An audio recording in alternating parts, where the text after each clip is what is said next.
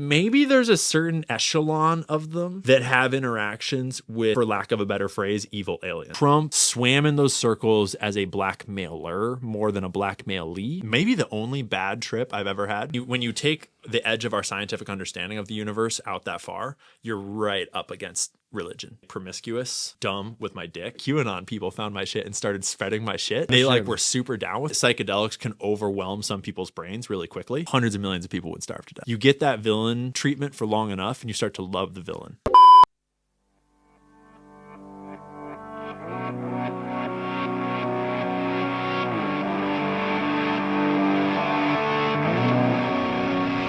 Ian Carroll, how are you, my friend? Good, man. It's a fun morning.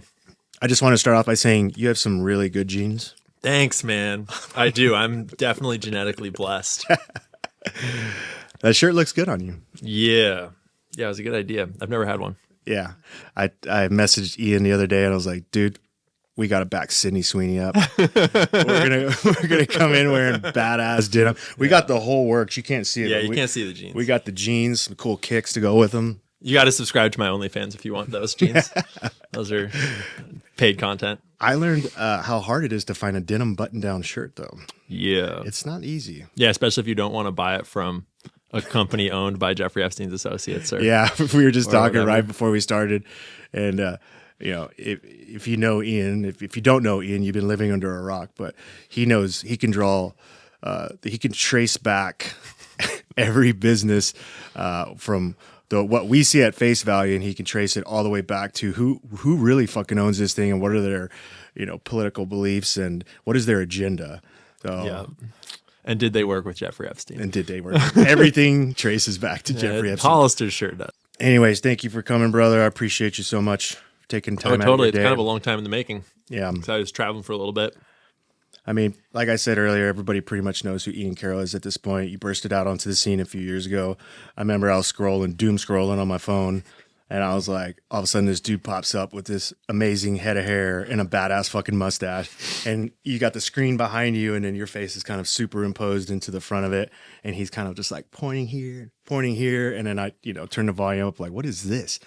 And next thing you know, within 30 seconds, you're automatically a big fan of you. Thanks, man. You found a great way to research like so many different topics. When I was preparing for this podcast, you know, typically with a guest, I'll kind of like go back to the beginning of their, you know, when they kind of came out on the scene. I'll try to figure out as much as I can before that, and then kind of figure out where they've been going here. With you, you're all over the map. Yeah. Like it's crazy, dude. Story of my life. I might have like 4 or 5. Maybe 6 or 7 different topics with guests that I want to hit. With yours, I mean, I got 17 different topics, and that's not even. That's scratching the surface. I had to stop because there was so much stuff, and I don't know how you fit all of this into your brain. I don't know how much time you spend researching, or if you have a team out there that's helping you, or if it's just you Just until me. 3 a.m. Me and a laptop. Yeah, And I don't think I do fit it all into my brain. A lot of it sticks once I work with it enough. And I purposely, I take notes. I purposefully do the kinds of things you do in school to remember things theoretically. Okay. And I bring that into my own life. So I it's like self-designed study.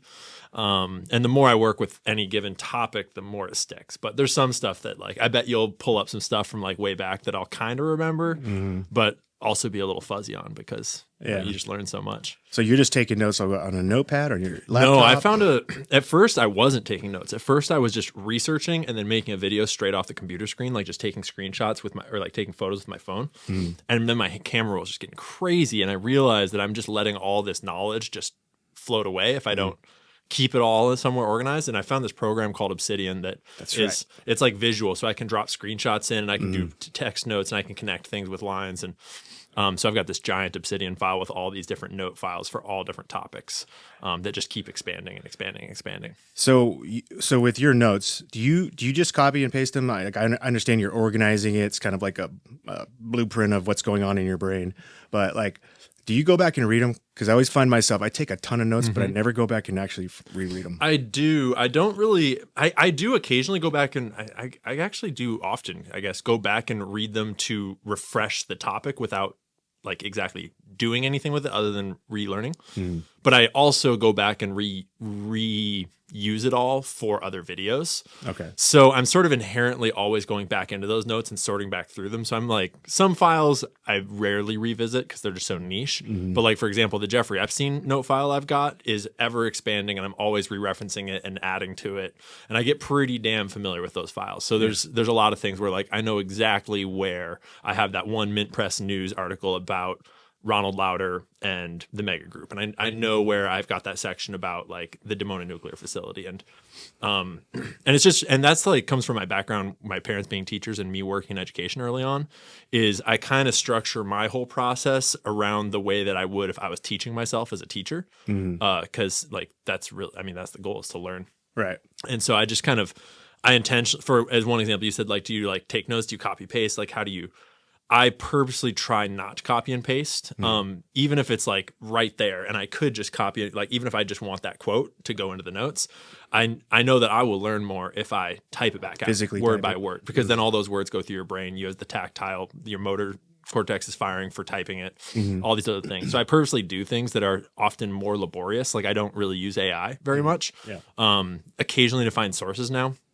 But I still purposely go through the longer way because I know that in the long run, doing the work now to put it down in a more complex way will keep it in my brain longer term. I did see that video you put. I think when did you put that video up on Obsidian? Probably a while, probably like a year and a half ago now, I would imagine, if it's the one I'm thinking of. Yeah. Where I started talking about the process and like how to learn and why I do it this way. Yeah. So is that one gigantic living document, or it's multiple? It's multiple. So that each of those webs of notes is one tab, and I've got like over 100 tabs. I'm sure. So it's just like per topic, files. You have a different. And I mean, it's a cool the way you showed it on your video. You can zoom in real big, and then you can zoom out, and it's infinite in every direction. If you ever seen the movie The Accountant with Ben Affleck, I've not. You ever seen it? Well, you guys have similar brains as the character in the thing, but so when they bring him in, his job is to audit like these large companies, and they're trying to figure out where this money went or whatever.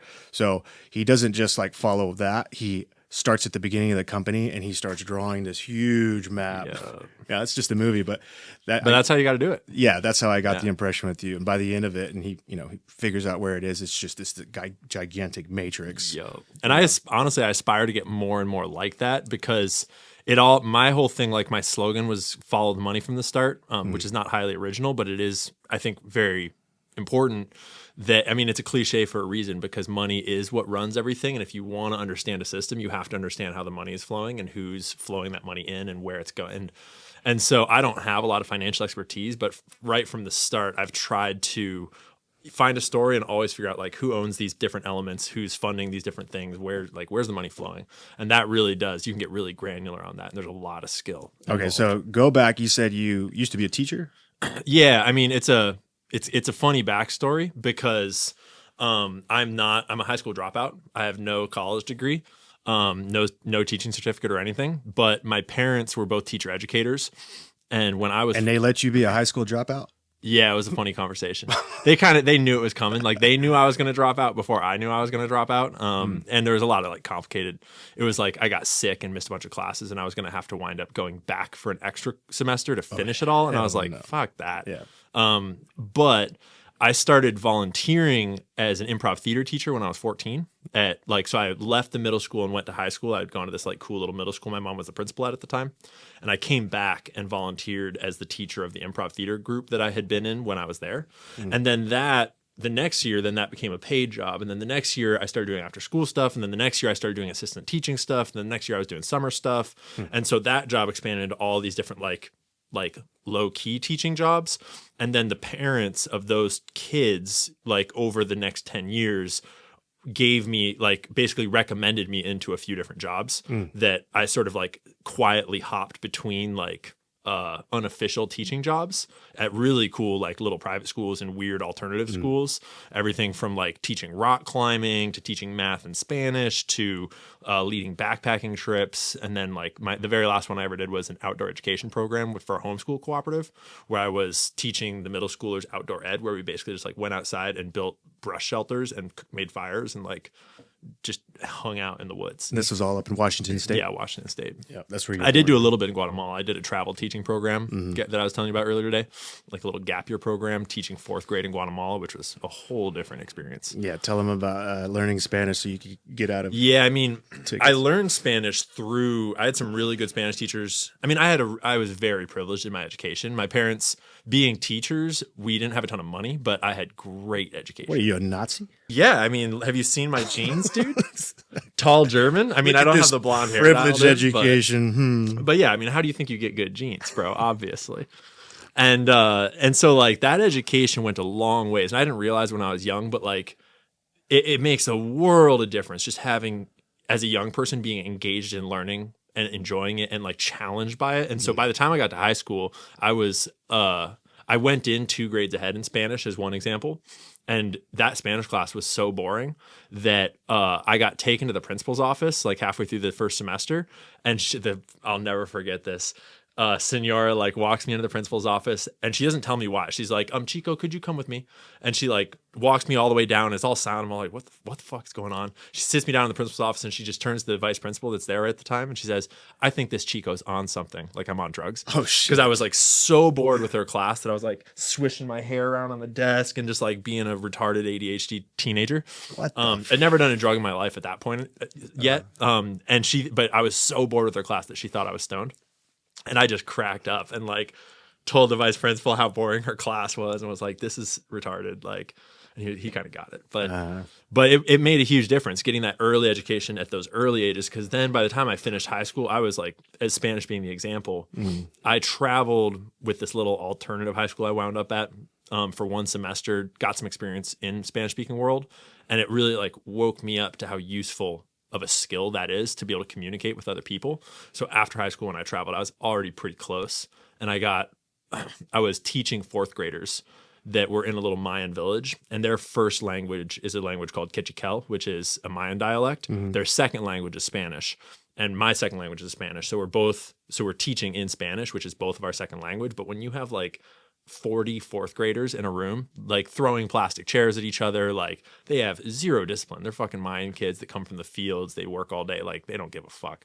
And so you learn pretty dang quick to like, either you learn to command respect in this language that, you know, you need to learn, or it's hell every day and it's total chaos. So I learned pretty quick. Mayan kids. So were you down there by the Mayan pyramids down there? I mean, all of like, you go like, I mean, honestly, the northern border of Mexico all the way down, you're talking, that's all like all the native people down there are Aztec, and then Mayan is a huge part of Mexico and all the way through Central America. So there's all these different Mayan cultures all scattered out there, and there are Mayan pyramids all across Guatemala that are super cool. There's hundreds of them, right? Or thousands. Yeah, right? I got a cool opportunity to hike some of them. So there's the one that everyone's seen, the one on the postcard that's called Tikal, that like is the grass is all cleared around, it's all touristy, and there's like 3 pyramids. Is that what the dragon comes down at night, or the shadows? Maybe it could be. I don't know. The Mayan people weren't so big on dragons as like snakes. Asian people were, but yeah, they were big on snakes. Snake, yeah. But then I also, in high school, when I went for this 1-month trip, we did a 8-day hike, maybe it was a 7-day hike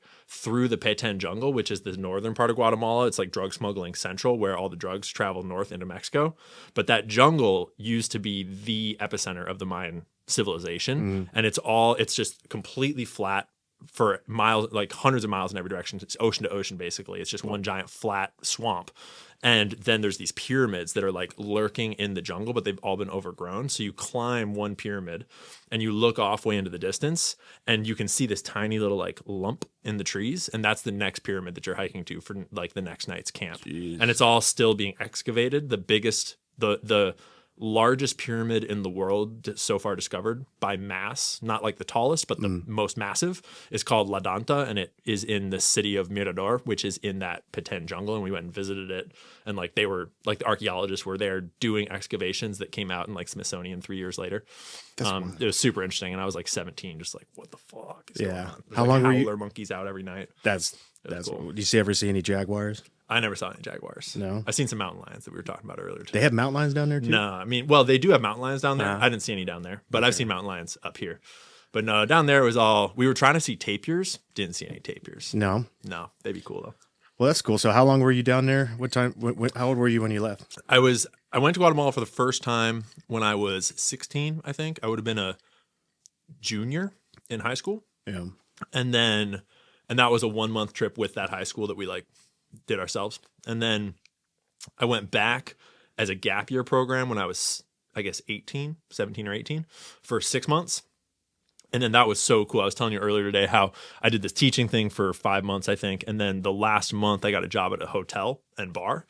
And that was like, and that kind of like teased me into travel work, this whole like being able to travel and work indefinitely. And I met all these people that were doing that. Like a tourist bar and hotel? So, yeah, sort of, right? And on those tourist trails, like Central America is a big one that a lot of Americans will like go and just like fall off into the travel life, or Southeast Asia, like, you know, the Thailand, Vietnam kind of stuff. Yeah. A lot of Americans kind of fall into those places and just like go away for 5 years because they're just traveling and working at bars and shit. Yeah. And it was real interesting. So I came back to the States, earned enough money to get out of here. And then like, I think a year or two later, I just like went back. So I've been back to Guatemala like probably 5 or 6 times now, and probably accumulated like 3 years of travel time, give or take. How many kids you got over there? Hopefully none.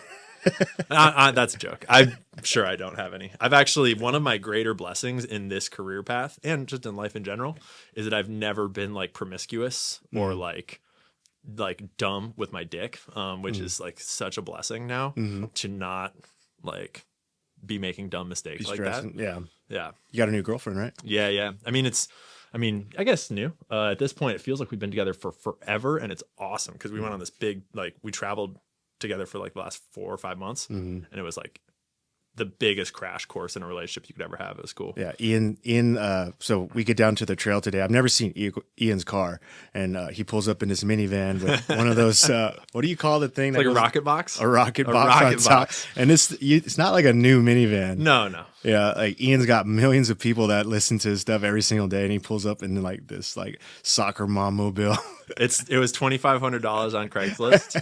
He offered it to me for $2,000, and I was like, "This thing is so sick, dude! It's gonna get me so far. I got to give you extra." And so like the box on top cost almost half as much as the minivan. I was gonna say, and my whole life fits in that minivan. I travel with a table inside of it and a door and big piece of artwork, all of like my camera equipment. I got rock climbing gear in there, 2 ropes. I got running gear. I got all sorts of shit in there. We fit it all in. Plus me, the girlfriend, 2 dogs. 2 dogs? 2 dogs. What kind of dog? I got a bigger dog, and she has a tiny little like alien looking dog that's super cute. Okay. So it fits all right. But yeah, we just like fit it all in and then drive Airbnb to Airbnb. See, all these people that watch your videos and stuff, you know, you think it's just like this glamorous life, and this guy's living in a penthouse. No, he's living out of it. I mean, to be fair, it is glamorous, and I'm super lucky, and I could super easily have monetized 10 times as hard, and I could have, you know, hundreds of thousands of dollars in the bank right now, I'm sure, if I had been motivated to do so. I just am not. And I know too, like it's also strategic in the sense that I knew from the beginning that you can either monetize as hard and as early as possible and kind of expend that social capital by just shilling shit and making money, or you can stay higher integrity and build a stronger base for longer and have the much longer career. And I had such a meteoric rise that I knew from the start that I was not in any rush. I knew that it was going to keep going up, and that as long as I stayed, you know, true to what I want to do and like working hard and, you know, learning things and sharing it, I knew that it was like, I'll be fine. And the whole thing will just grow more. So I don't need to like rush to. Well, that's the one thing you can see with your work. It's super genuine. It's super real. Yeah. Thanks, man. And you're not sold out to anybody. You speak your mind regardless of the consequences. And, so you leave Guatemala for good. How old are you here? 24? The last time I was in Guatemala was when I was in the car. I would have been 26, I think. 26. Yeah, something like that. Maybe 27 by the time I got home. So between then, 26, 27, now you're 32 going on 33. Yeah. That's a very short amount of time for you to take over the fucking... I mean, it was even faster than that. Like, because I got back... So what I was referring to being in the car... I had gotten into my Subaru and gone on this big climbing trip because I thought it was going to be some hotshot rock climber, and I wanted to impress a girl at the time. And and I like went off like soul searching and like lived out of my Subaru for 6 months, like driving down through the deserts of the US, down to Texas, down to Mexico, to Guatemala, and then all the way back up. Got really into running on that trip. And so I got back probably like 2017, 2018, and then spent a couple years, did a little more teaching for a second, got really into this one school I was working at, got really into rock climbing even more, got really into ultra running, and I was cooking for my work for the most part at that point, getting into pretty nice like fancy restaurants. But I spent, 3 years or so before COVID after getting back from that, and I still have never researched a thing in my life. I've never made a video in my life. Like that's all pre social media. And then by the time COVID hit, that was when, for me, like I started asking questions and thinking more critically and stepping out of like the liberal bubble that my brain had kind of been raised in. And then it was during COVID, I still didn't even start until 2023. Yeah. So I've only been doing this for like 2 years, 2.5 years almost. That's crazy, dude. It was meteoric. The first 3 months. So I started on TikTok. In the first 3 months on TikTok, I averaged, because I tracked it every single day. I would track my followers, and I was very like. That's where you started TikTok? Yeah, I started on TikTok May 5th of 2023, and I tracked every day, and the graph was fucking crazy. It was 300,000 followers a month for the first 3 months, and then I started talking about Jeffrey Epstein and a little bit about Israel and the CIA, and it just like. And was it always the same model where you're flashing something on the screen and you're just kind of like going down the rabbit hole? Yeah, and that was not abnormal on TikTok. That was pretty regular on TikTok. Okay. And so I didn't realize I was doing it. I wasn't doing anything novel or new. I was just doing kind of what everyone else on TikTok was doing. I also was doing I don't watch TikTok. Exactly. And like, fuck TikTok, honestly. Like TikTok's horrible. But I knew I had been studying the game for about a year in advance, and I was thinking I was going to get into like ultra running content. I'd been playing with that a little bit. Because you kind of think like I knew I wanted to get into content creation of some sort because I've just got like a lot of skill sets and experience that goes well with it. But I had been thinking for how most people would think of like what makes me special, or like what do I do that no one else does that's like interesting and novel. And I was thinking like, oh, ultra running. And I was like doing this cool ultra running guiding job at the time where I was like taking runners out into the woods for days at a time in these crazy places where I had all this access. But it's ultimately, I realized through that year that it's like, A, that's a shitload of work to make content out in the woods, like doing these big adventures, because like you need a new big adventure for every piece of content kind of. And B, it also like gets in the way of the adventure. It's like, oh, I want to be out here with my friends. And instead I'm like, okay, you stand there and I'm going to get this shot. And like, we need to redo it and like climb back up real quick. And it's like, fuck that. And then I also started to realize as I stripped away all these like pretensions about what should I do online and what do I want to do. And I realized that like, this is going to be my job every day. So if I want to do this, my job every day, it's like, I don't want to have to adventure. I want to be able to go adventure. Like what I want to do every day is learn. Right. And so it was like partway through it, I did this big pivot and realized like what I actually want to do is learn. And the way that happens is by like finding sources, researching, learning, reading, and then sharing that information. And so it was really natural to get to that format of like sharing my sources. Because like, I'm not an expert. I'm just like, have you seen what I've seen? This is crazy. Yeah. And so when I brought that to X and brought that to Instagram and brought that out, it was like, it seemed novel, I think, because I don't think anyone had really broken out of that like TikTok green screen world into this more mainstream space yet. So how did you start to pick up traction on those platforms though? On the other platforms? Yeah. A lot of luck and a little bit of skill. So I was on TikTok for quite some time and I started to get, my growth changed a lot. I started to get shadow banned, a lot of strikes. TikTok is very censored and wild. And I had a couple really good influences and friends that were in the game that occasionally would message me things. So there's one in particular that I'll never forget. She's like, messaged me as like, don't get lost in TikTok. Like, don't get lost in the drama. Don't get lost in these back and forths. Like, branch out, do other platforms, do other things. You're so much bigger than this. Like, don't get pigeonholed into one thing. And eventually something happened on TikTok where I was like, yeah, fuck it. I'll start one of these X accounts. And the first like month that I got my X account and started to get serious about that, the Diddy case, the Diddy lawsuit from Lil Rob was filed. And I had just been all up in these Epstein lawsuits around. It might have been the Ghislaine Maxwell trial had happened that January or something like that. So I just joined X and I was like in all these X spaces and being treated like an expert in X spaces on Epstein, even though like realistically I was pretty new to it all at that point. But we'd been digging through all of the logs and all of the transcripts and the court documents. And so then when these new court documents dropped, I was like already very ready to like drop right into the court documents. And I got in there quick and early and started reporting on it and did some pretty solid reporting on both on Diddy and his operation, but then also on connections to Michael Jackson. And Candace picked it up. I guess that she had watched my content or someone had shown it to her. And when Candace picked up my content on X, it blew up very quickly. And then I passed the 100,000 threshold on X super fast because I got all these really great stories.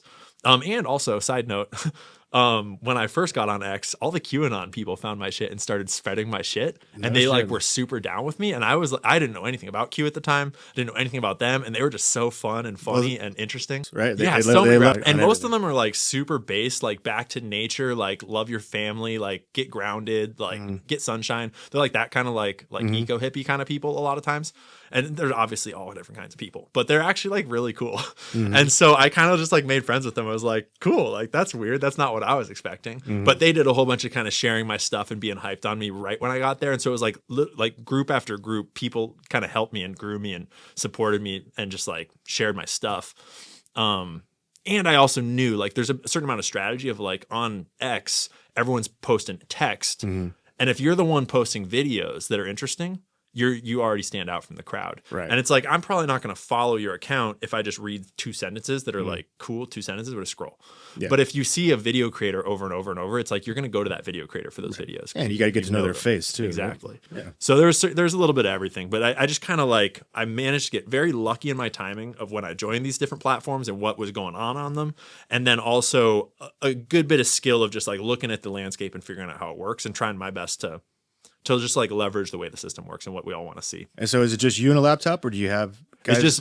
I do have a little bit of a team now, but up until like 2 months ago, it's just been me the whole time, just doing my thing, from editing the videos to filming, learning all the stuff. It's just like, I want to learn how to do it all.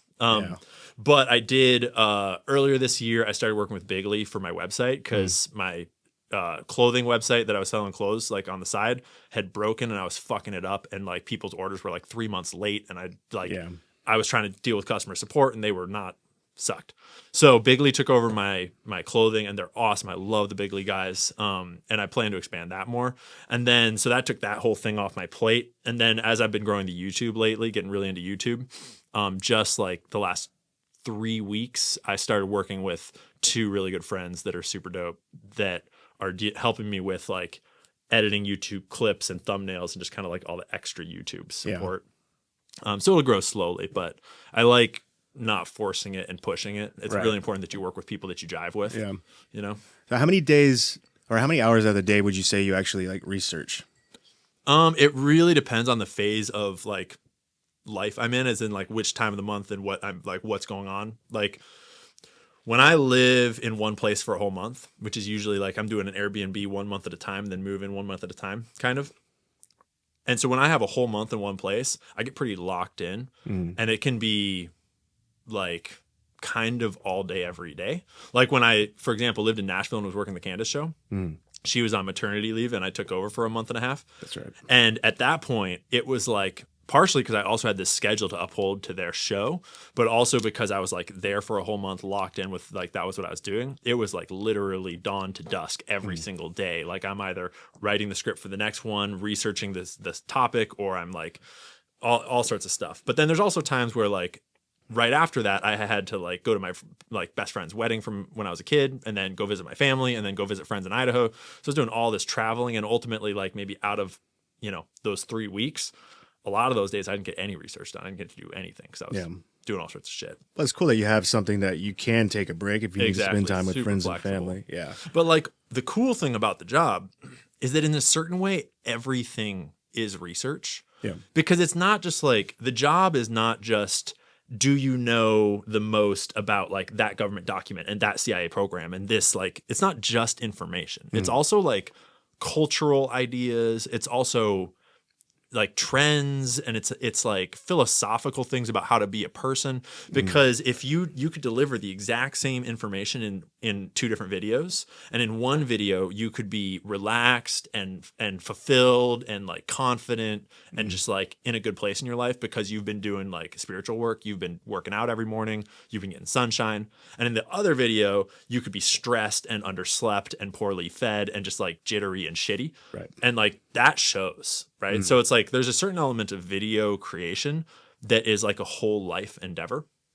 And so I try not to get too like framed in on you have to do it this way, like just like get the like just research, because there's this much more like holistic approach to it all that I think is really important. Yeah, you have to be balanced in all areas of your life. Exactly. Even me, this is what my 12th episode, and I can already tell the difference in if I'm not feeling it or I don't have enough energy because I just worked a long shift or whatever it is. But now, even if I have, because I'm still working real jobs, you know what I mean? Yep. And so, even knowing that, I'll make sure I get a little bit extra sleep. I'll make sure I get my workout in that morning to make sure it gives me enough energy to get through the day and have that extra energy when I get here in the evenings, and because last thing you want to do is you have a great guest that's got a great story and he's full of life energy and you got nothing to give him. And it's not, it's like nothing against them. It's just, we're busy. So yeah, I definitely feel you on that.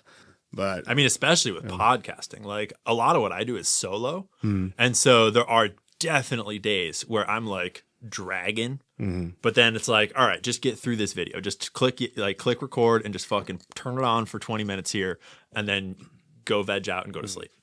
And I can pull that off. But it's like when you're trying to do podcasts with guests, it's like, oh man, that's a whole other level of having to be engaged. It's a lot of research, and I want to do my due diligence. I feel like you owe it to the guests. If they're going to take time out of their day to come on your show, then you better be giving it your effort. And if they have a book, you better be reading that book. Yep. You know what I mean?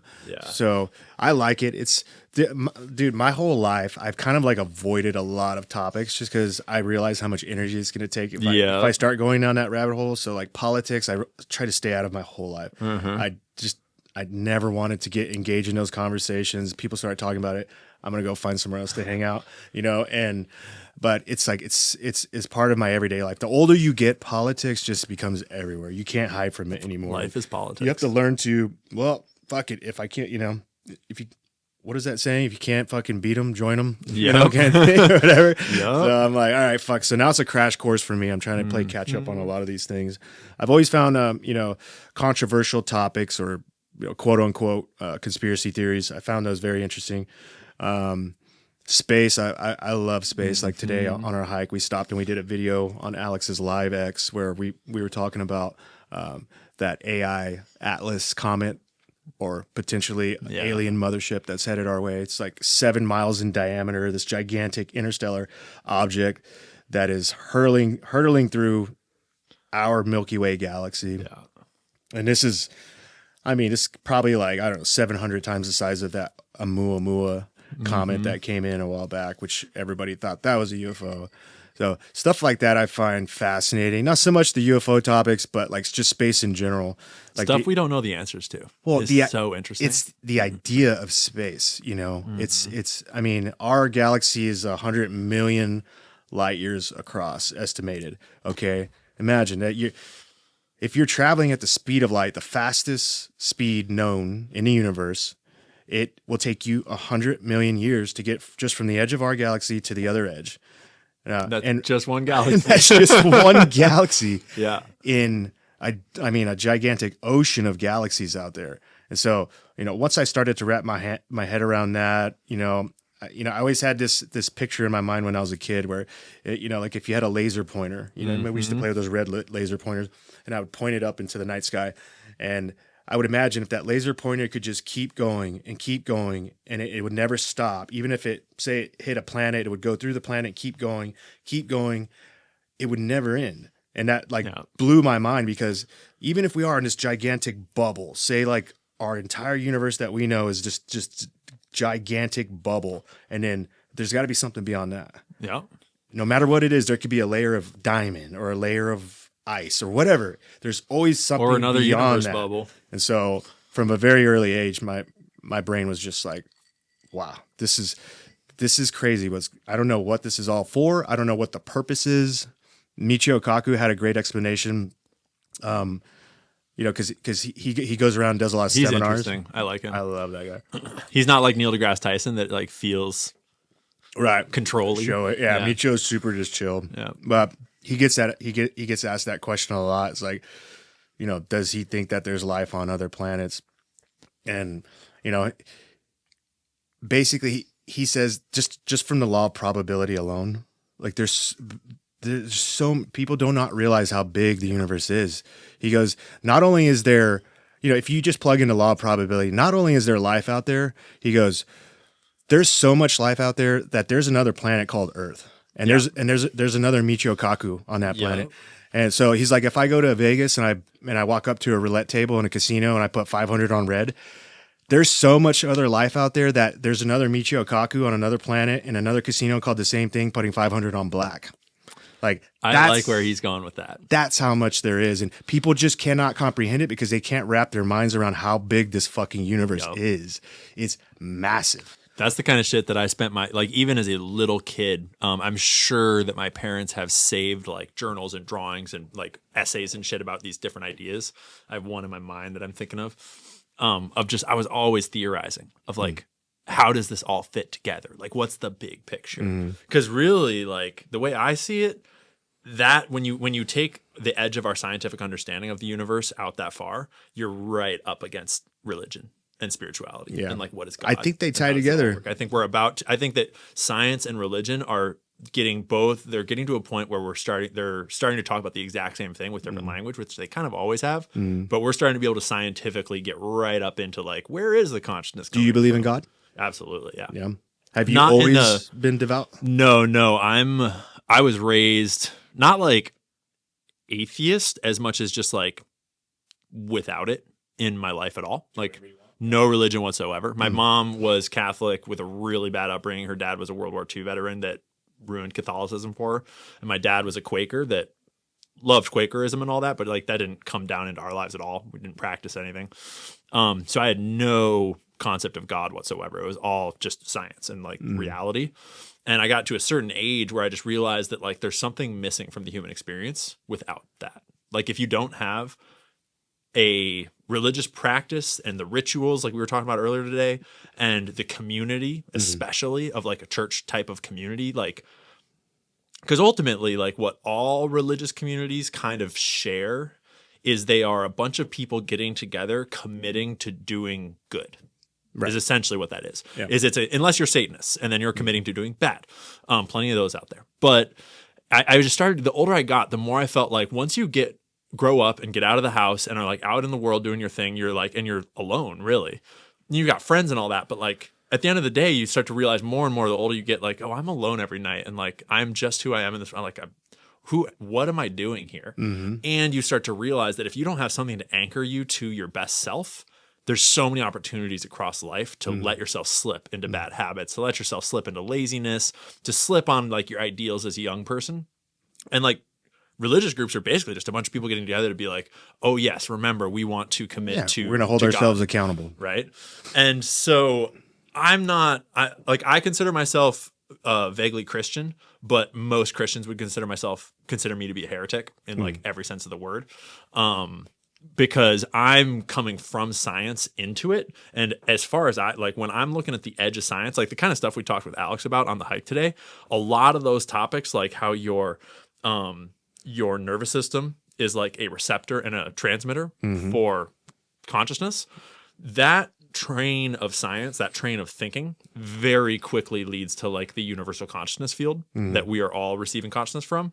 And you very quickly get to exactly what sounds like God to me. Like if every consciousness that ever existed all hung out in one place outside of time, and then we all received it and went back to it and received it and went back to it when we were dead, that would be God. And it would know everything that everything had ever done. It would know everything. Like when God is always watching you, makes a lot of sense if it's a universal consciousness outside of time that you're going to go and be a part of when you're dead.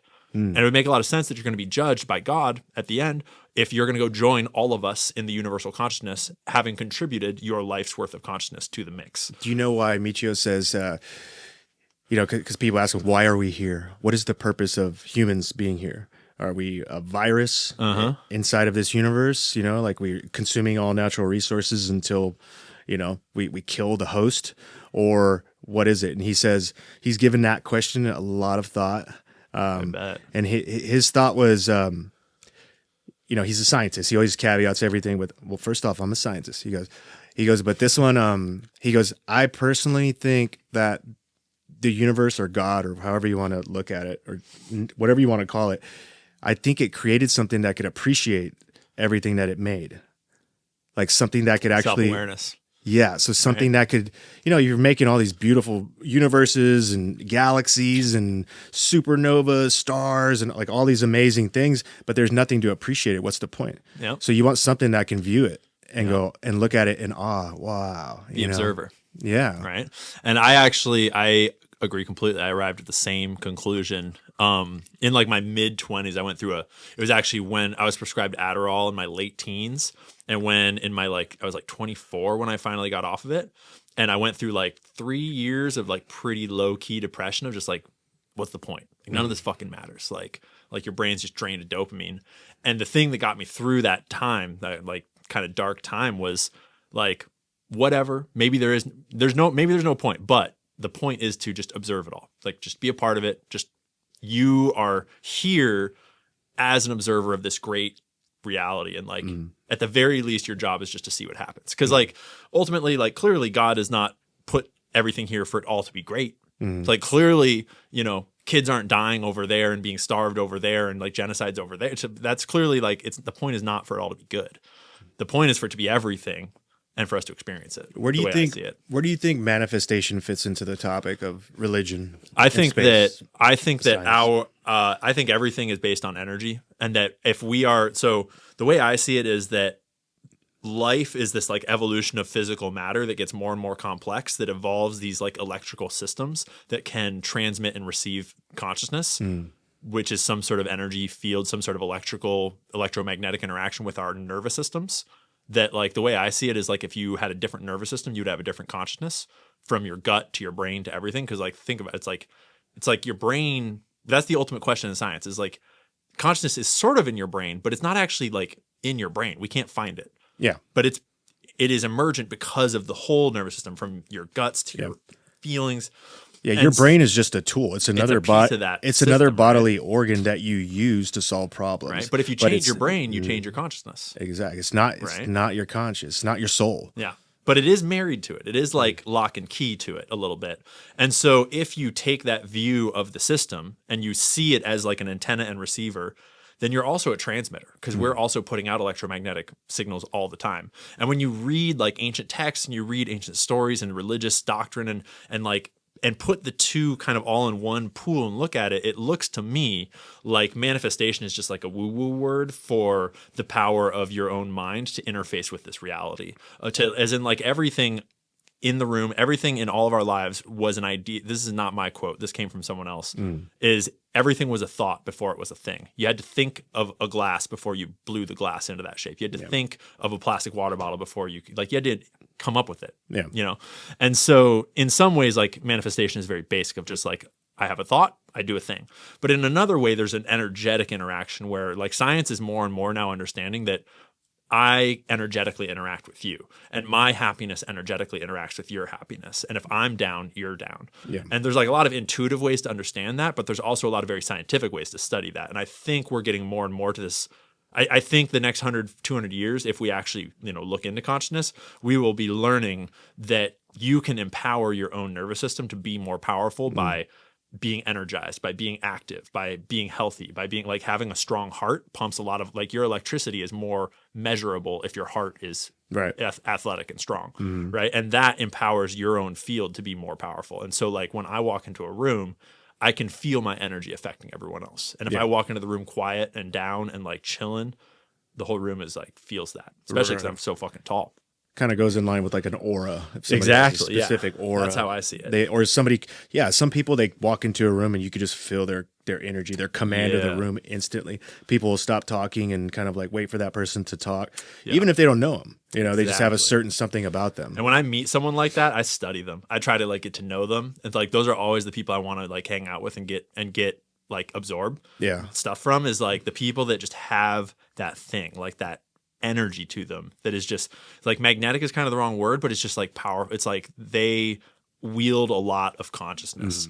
And that's what we were talking about earlier, where it's like this game, this like social media thing, whatever it is, it's not just making videos. It's like the whole act of existence is a part of your job. Right. Because I'm like going to the podcast, I'm going to the event, I'm going to the speech, I'm talking to fans, I'm making videos. It's like all a human interaction, like that. If I am low vibration, so to speak, that's going to be a low vibration experience. Yeah. But if I'm as high vibration as I can be, that'll affect every little piece of it. It'll come through in my videos. It'll come through in my interactions. And so I see it as the most holistic like job or career you could possibly have in a lot of ways. Well, Like maybe that's why art of human living. Maybe that's why you blew up so quick.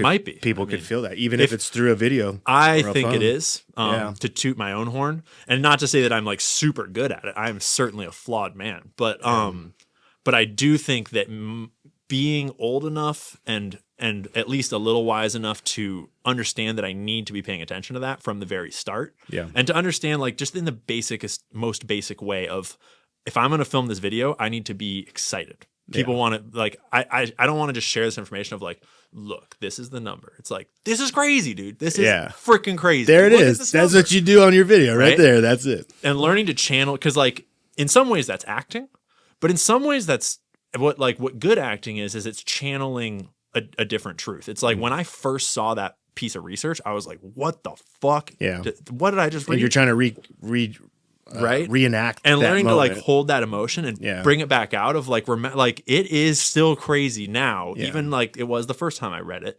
and learning to channel that and like and there's a fine line between doing that in a fake way that is like inauthentic and doing it in a way that is like genuinely like how it is. It's an art form, and it's, there's no perfecting it, but paying attention to that from the start, I do think is a big part of why I blew up.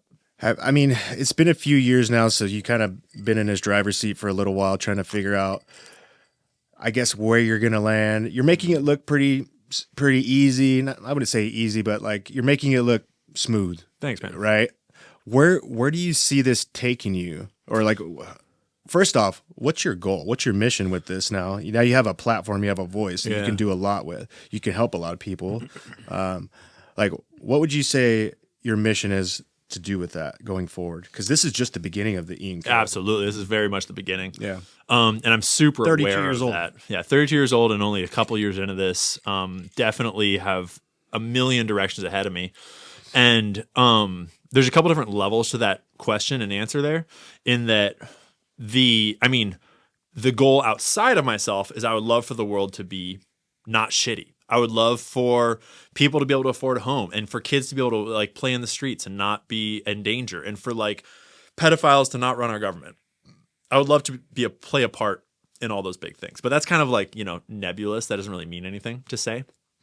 Realistically, like my actual goal, if I had to prioritize one thing, it's education. It's not, I'm not trying to do this right now because there has to be phases to things. I'm trying to build the power and influence and resources in order to do this later.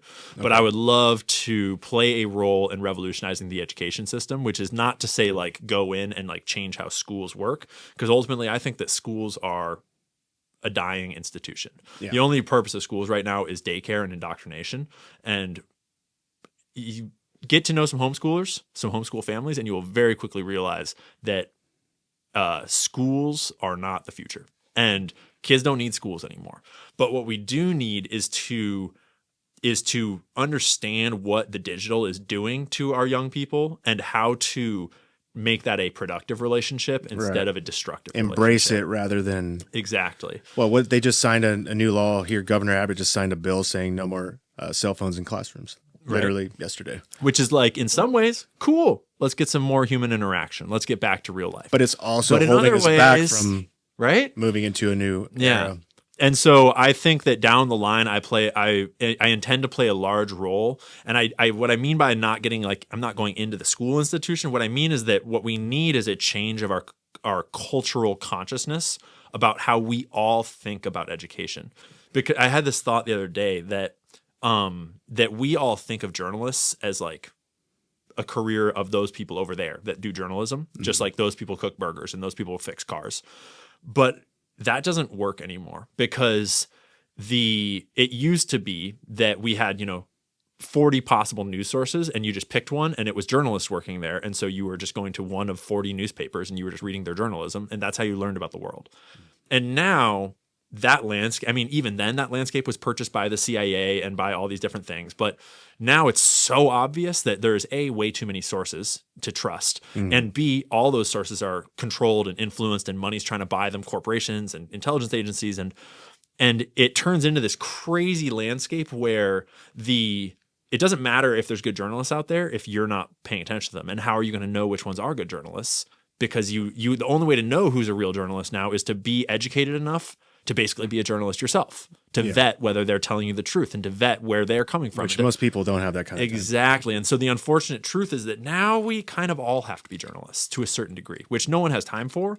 But just shifting in your own mind, the conscious, like the thought of I just absorb stuff to I think critically about what I let be absorbed. It's like these shifts of mindset that will change how we work as a culture. And right now we think of education as something that like you send your kid to the place where the people give them the thing. Yeah. That's not how education has ever worked. And that's definitely not how it works now. It's like education is something you do to yourself by choosing by as a young person, having inspiration, an opportunity to build your identity and building learning into your identity. Because more and more young people are learning now as they're growing up. They all know this before their parents even do and their teachers do. That they know that like whatever comes into my mind, like whoever I am, it's like the world gives me what I am. And I think a lot of kids get trapped in like it's this huge world and I am nobody and I have nothing. I need to be told what to do. Exactly. So it's like, whatever. Meh.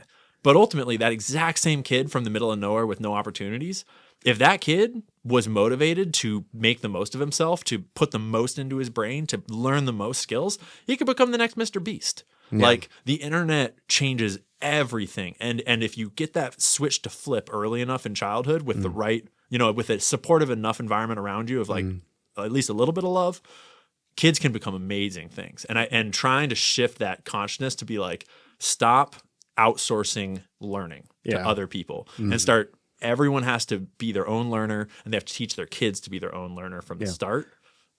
That's my big long-term goal. And how do I get there?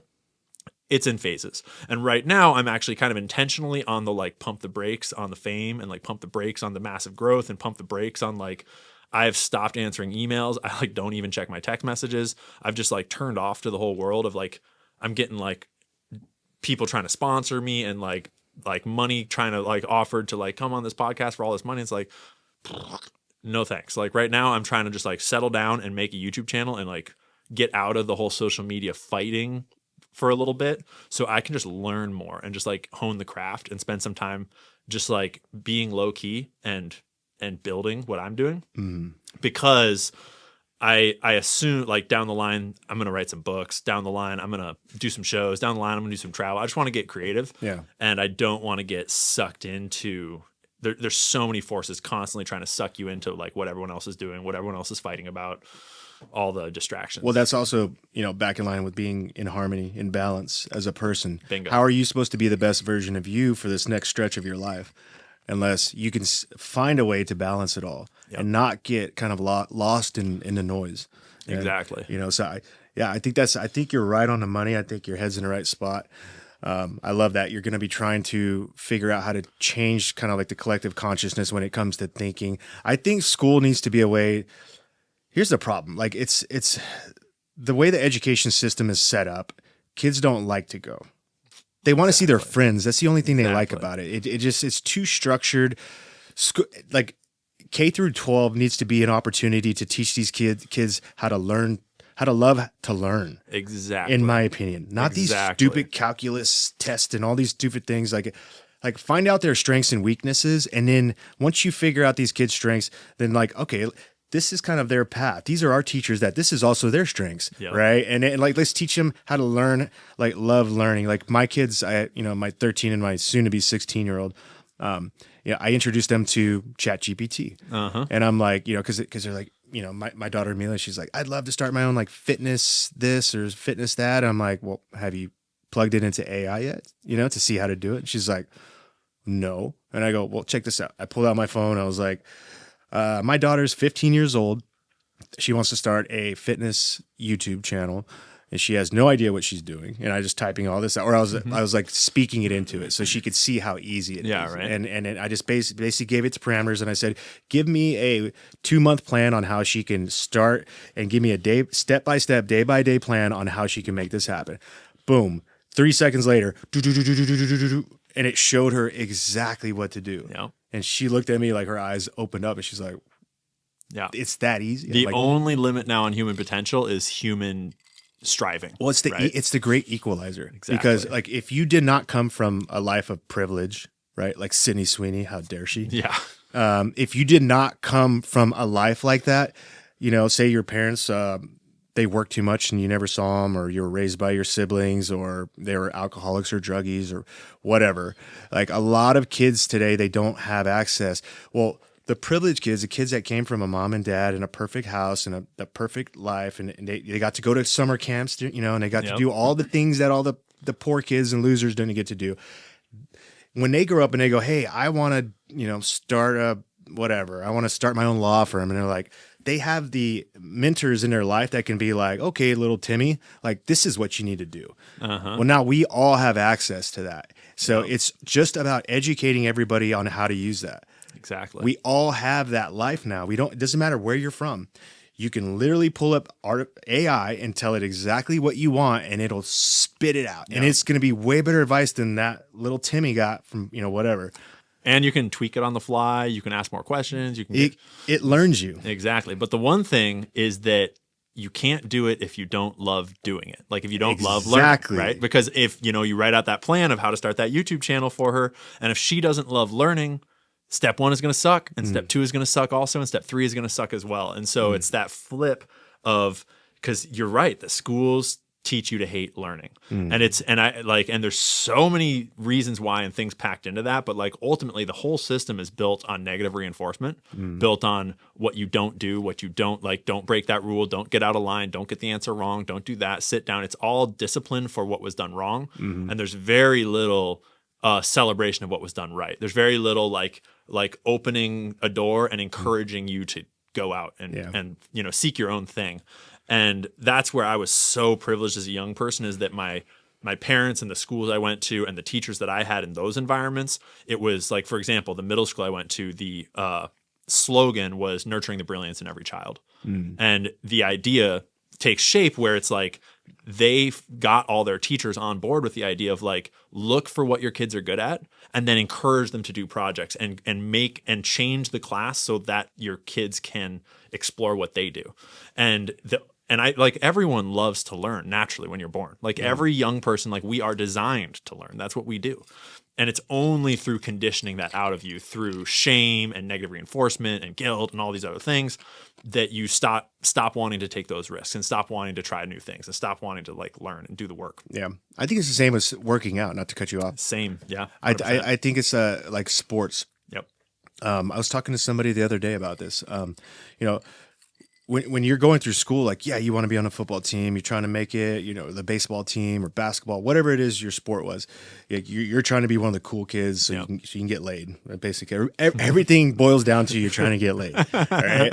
So when you're going through all that, you're running suicides. You've ran suicides in practice, and you know, suicides is, you know, sprinting down, coming back, sprinting a little bit further, coming back, sprinting. You know, and it's just like it's like forced exhaustion. You know, especially during track. There was times I ran track my whole life, and I dreaded going to practice because I knew I was going to have to run, you know, 10 100-meter sprints, and I just didn't want to do it. So what that did though is like, as soon as I finished high school, I was like, I'm not doing shit. I would have been a great college athlete, but I was so sick of being told what to do in this. They didn't create a love of athletics in me. I just did it because I wanted to be cool, and they created a hate, and I kind of avoided it. So then I avoided it for a long period in my life until I was starting to get fat, and then I was like, all right, I got consequences catch up. But I ended up, you know, so many years later trying to figure out how to find my love for this again, because even I had memories of like, I'd go for a run and I'm like, I was picturing my coach yelling at me or blowing the whistle and all this shit. And it's just like, how much is that really helping. I mean, I get it. These schools, they want to become first because it makes their school look better, and maybe they'll get more money from the state if they're, state championship winning track team or football or whatever. But I think we're losing sight of the purpose of education and athletics. And yeah, we want our kids to be smart, but we more importantly, we want them to develop habits that they're going to take on for the rest of their life. Yeah. Not just for high school and college, and then they become fucking retards that get drunk and sit on the couch and watch football for the rest of their life, right? I want somebody that's going to want to continue to educate himself throughout his entire life. And then to innovate and to create and to learn and try things. And the thing about it is that sounds great to us. But conspiracy time is that's not very profitable to the whole system that makes money off of everything. And Let's so go, like Ian. every single part of this itching. system, like, so imagine that America is 100 people and they all go to this one school and we all graduate from that one school, we go to college and it's just these 100 people. And if all 100 of those people and they all hate learning and they do the normal thing and they hate all this stuff, they graduate, they go to college and they just get wasted and they do the whole college thing, they finish, they go to their normal jobs, they watch football on the weekends, they go party with their friends, they go to work all week. Like, that is a consumerist lifestyle. That's a lifestyle where you can be sold shit, where you need solution. You're fat and lazy. You're like, I need the Uber Eats, I'm gonna get that stuff, I need the medical, like I need medicines for all these health conditions I've got. It's like there's so much profit baked into a compliant, unhealthy, unintelligent, just unthoughtful population. Whereas if you get that whole 100 kids school and they're all innovators and they're like doing crazy things and they're thinking for themselves and they're forging their own paths, those are people that like maybe they're going to buy your shit, but maybe they're going to invent something better. Like maybe they're going to go off and like live in the woods. Maybe they are a way more out there group of people that just are not going to be buying your random shit just because you told them to. And so just like over and over and again, when researching products and researching conspiracies and researching all the different parts, I just am keep being drawn back to like the system. It's not like the Illuminati created our school system. Like, it's not like Rockefeller controls the whole world and like made our school system specifically to enslave us. But like he did make our school system how it was in a large way so that he would have workers for his factories. And no one really ever updated that. But it did work so well. And then his factories turned into everyone's factories, turned into the entire capitalistic society that we live in today. And over time, everyone's making money off of the system. And so it gets more and more ingrained in how it is. And you wind up like, 150 years, 120 years later with like we are so out of date in how we are conceptualizing of learning and thought. Yeah. And like, so for example, I was just in Idaho hanging out with this family that has 6 kids at homeschool. 5 of them are still in the house. And they range from 11 or I guess 12 now to like 16, 17, 18. And they are the smartest, most thoughtful, most personable, most like competent humans I've ever met. And they're cooler than 99% of adults. And they're all homeschooled. And their family's very Christian. They've got a very strong family, very loving, and they're all homeschooled. And they do schoolwork probably like 2 hours a day. Like every day I'm like hanging out with them. We're like, we're going to go to the river today. And like, we're going to go for a run. And like, I'm going to go to Taekwondo, or like, I'm going to go, and like, they're just doing life. And they've got jobs at like 16. Like the 16-year-old has 3 different jobs.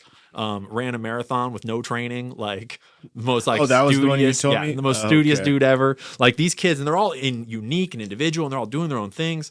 And obviously, like, they're going through puberty, going through life, going through all the same hardships as the rest of us, but they are so much more educated and thoughtful, and they're like barely doing any school the way you would normally think.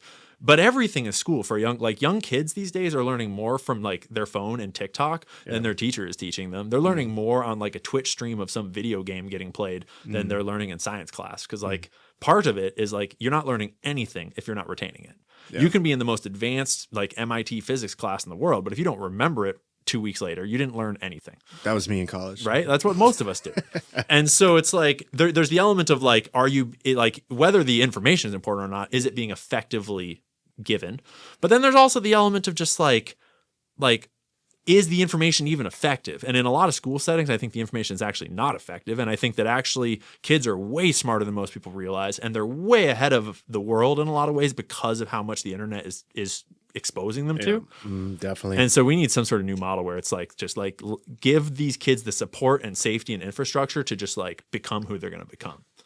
Okay. So if you were king for a day, what would you do? This is sort of a answer that's somewhere between realism and let's get as much done as we fucking possibly can in one day. Because realistically, in one day, what are you really going to get done? It's like audit the Fed. It's like, okay, let's start the audit today. Tomorrow, they're back in power and you're back in prison. Exactly. So what I would do if I was king for one day is I would mobilize the entire military, and I would mobilize as many like data scientists and nerds as possible with the military.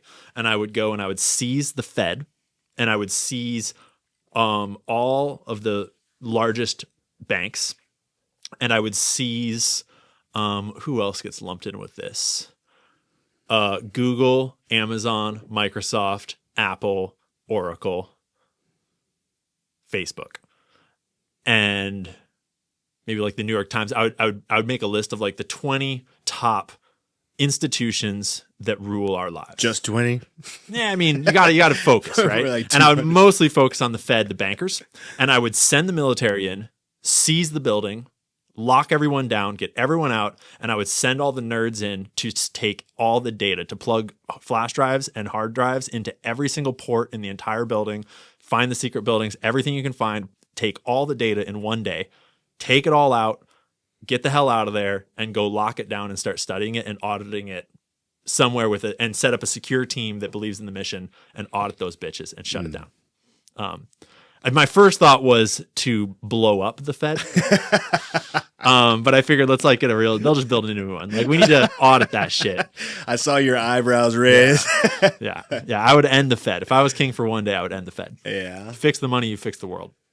I think what you would have to do is similar to the movie Fight Club, where at the end he just blows up all exactly. of them. You know, you have to start with a big shock and awe because you have to get them while they're disorganized, right? You have to get them while they're not thinking straight, and you have to do a shock and awe campaign. I would shut down the internet somehow, some way. I would take out all the satellites orbiting the planet.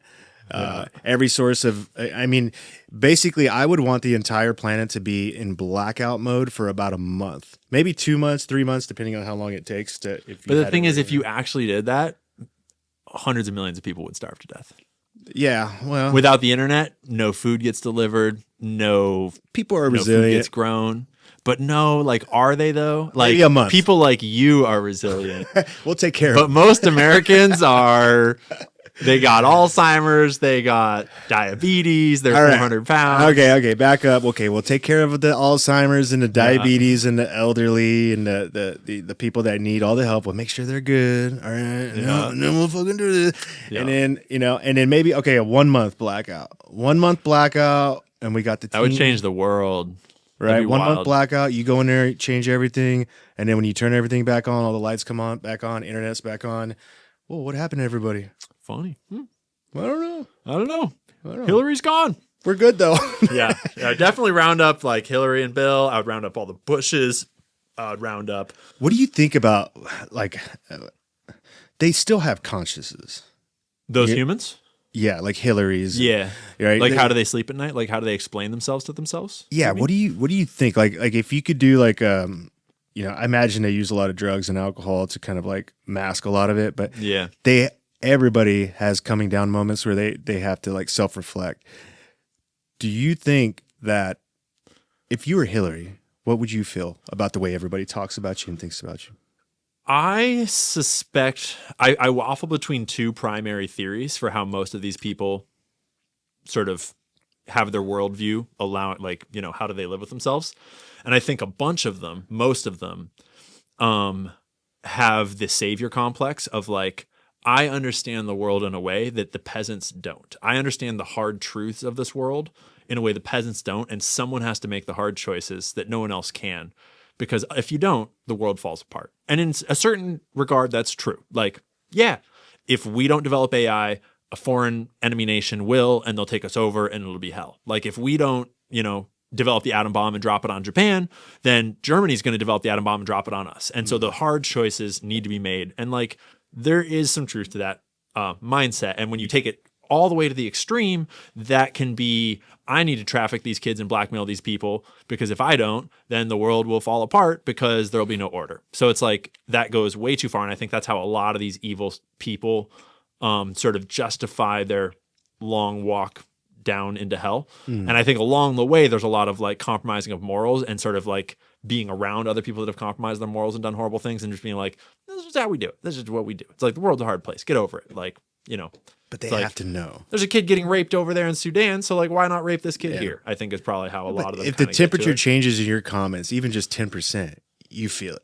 Yeah, I mean, regular people do, like we do, right? But like, I don't think they're concerning. Like, these people are billionaires, millionaires. Like, these people are in a whole different world of power and influence. And I think that a lot of them probably care about that legacy.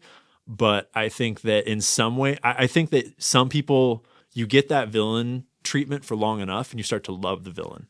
You start to love being the villain. Like, for example, I think of some of the, let's say, prominent right-wing influencers on Twitter that like to call everyone woke right. Most of those people, their comments are filled with hate.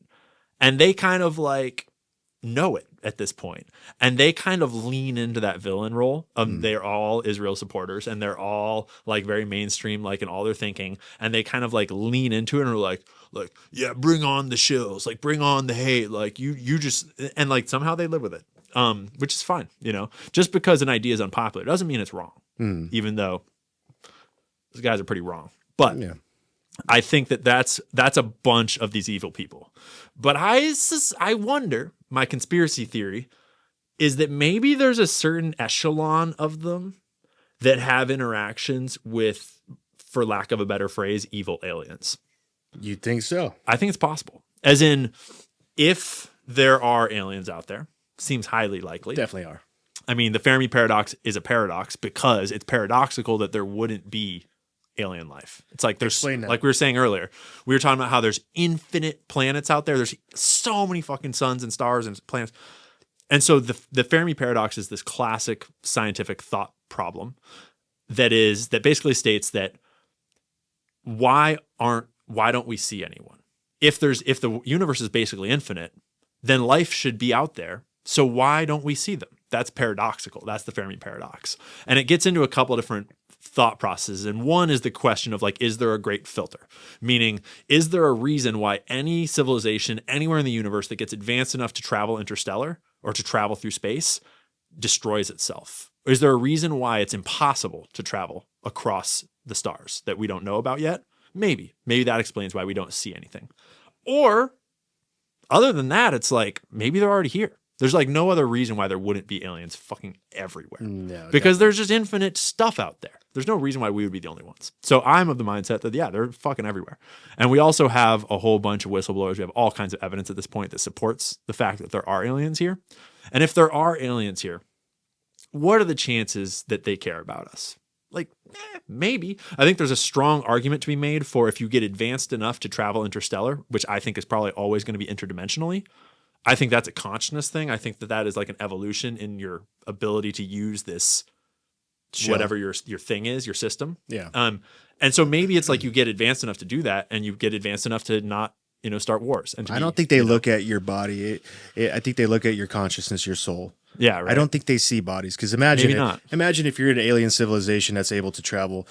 I mean, Earth is an oasis in a desert, right? Yeah. It's an oasis where people go to drink. Yeah. It's pretty obvious. If you have technology, telescopes that can see far enough into space, you can tell that that's a blue dot. Let's go. It's a pretty solid spot.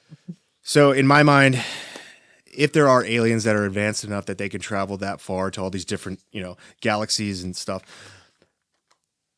they're not going to give a shit about what you look like. They've probably seen millions of different shells. Your body is just the shell for your consciousness, right? But that being said, if you torture someone, right, that it hurts their shell, it hurts their body, but also that hurts their consciousness. Like your consciousness experiences that pain, right? Yeah. So there's an element where like they might not care for us at all. We might be like ants to them. But I could also imagine some of them being pretty benevolent. Well, you don't get to that point in technological growth. Like, okay, listen, we're right now, the human species, we are a warring species. Yeah. We like drama. We like to be at war. We like our team against your team. Fuck you. We're hot. You're ugly. Right? Yeah. Like that's the human nature. I don't think you get to a position as a civilization on another planet unless you're sympathetic.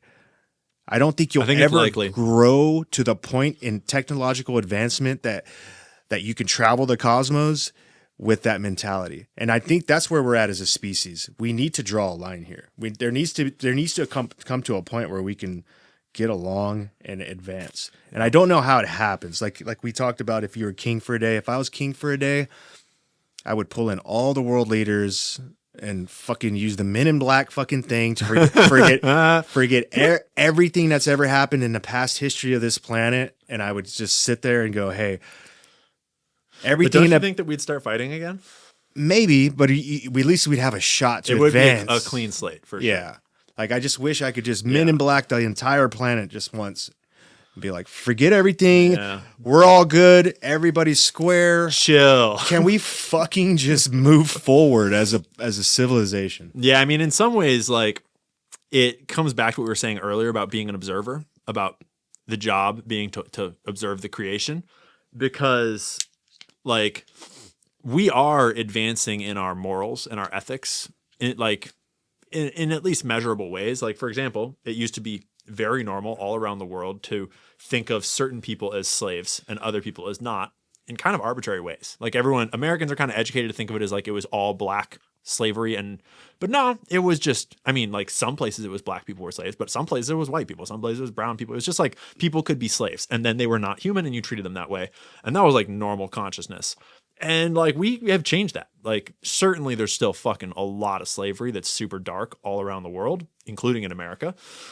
But generally, like, civilized consciousness has evolved to a point where, like, at least that's like generally not the norm. And I think that, yeah, we are all capable of great evil and we all love to fight. We love drama, but we also are generally, like, 90% of people, maybe, I don't know, are also capable of so much compassion and so much, like, love and emotion. And so we're so quick to be able to turn. We do. To switch it, though. And I think a lot of times it has to do with safety, right? As in, when you're safe, you can evolve so much more. And you can be so much more free and so much more loving and so much more generous. And when you're not safe, that just all goes out the window right away. Right. Everybody's on edge, even if they don't know it. Right. Survival, right? And society has been this evolving process of making more and more people more and more secure, more and more safe. Even though, like, yeah, society's pretty dystopian right now, we have food security like no one's ever fucking believed. I've been doing this whole dive on grocery stores for the last, like, 6 months. Well, kind of the whole time. But I read this book and got really into, like, just the idea of a grocery store is fucking nuts. And actually, grocery stores played a big role in the Cold War. There's this famous moment in the Cold War where America invented grocery stores, and then they, like, became supermarkets and they became, like, the mega grocery stores. And when Khrushchev visited the US from the Soviet Union, like, I think in the 80s, he asked to go visit a grocery store because he wanted to see, because it was like, it was unbelievable to the Russians, to the Soviets, that there could be that much abundance like a central in a place. Location. Partially because the Soviet system was pillaging the people, and so no one had anything. But also it just was like, that we never, as Americans, we don't think about all the logistics that goes into the supply chains that fuel a grocery store, to be getting products from all around the world just constantly stacked on these shelves as far as the eye can see. And so the Soviets come over and they're like, show us these fucking grocery stores. I don't believe them. And they, like, apparently the story is that they, like, just walked around a grocery store for like an hour. I want to go down the cereal aisle. Exactly. and so it's like that abundance does things to our consciousness where, like, and it's not all good, but it certainly elevates a sense of safety where now, and in certain ways it's softness too, because now most Americans are fucking soft, like, weak, like, just unreliable people that don't understand, like, the importance of life and don't understand the danger and, like, the seriousness of life. So there's trade-offs, but also in general, Americans generally are, like, you are supposed to be nice. You're supposed to be generous. You're supposed to be these ways. So I think as society evolves, we kind of naturally evolve in our like morals with it, but it's super slow. And like you say, we carry all this baggage of all of our history together. But it's not like we're supposed to be some benevolent, like peaceful race that has no conflict. Like the moment that you have free will, you have conflict. When I want to do one thing and you want to do another thing, that's free will, and you suddenly have conflict. Right. So it's like we were saying earlier, it's like I don't think the point of God is to have everything be good or to have everyone get along or have everyone be like, perfect. I think the point is for us all to do our best. Do you believe in reincarnation? In a way, sort of. My belief is that consciousness is a field or an energy system that is universal, and that is God, and that we are an antenna that is receiving a piece of that during our lifetime. And when our receiver dies, we go back up into that. And so it's like then when a new receiver is born and they tap into a piece of that, is it possible that that's you reincarnated? Like maybe if the receiver is similar enough to your receiver was, like your antenna was. So in some ways, yeah, I think we are reincarnating pieces of everyone else that's ever been. Like I think that I am a part of all the people that have come before me in some ways because I'm tapping into that same field and getting little bits of everything that we've been. Interesting. But I don't think it's like the way that like Hindus think of it is like I die and then I get reincarnated into a bug if I was evil or into a king if I was good or whatever. Like I think that a lot of religions are like these stories that came from deep wisdom that were then distilled into like deep simplicity for the masses, that if you read it as a simplicity, it's like way off. But I think if you read it for that, like those deeper truths, you can get pretty fucking close to some of these more metaphysical realities. It's interesting that you were talking about tapping into like your ancestors, right? Your dad, his dad, his dad, his dad. So, on the hike, we were talking about doing mushrooms and psychedelics. And one of the things, if you've ever done psychedelics, one of the things they tell you is don't look at yourself in the mirror. Your pupils are I've heard that a lot of very times. big and crazy, and so they say do not look at yourself in the mirror, and if you do, like leave, right? Well, one day I think I took like 8 or 9 grams of penis envy mushrooms. It was either penis envy or no, I think they were golden teacher mushrooms.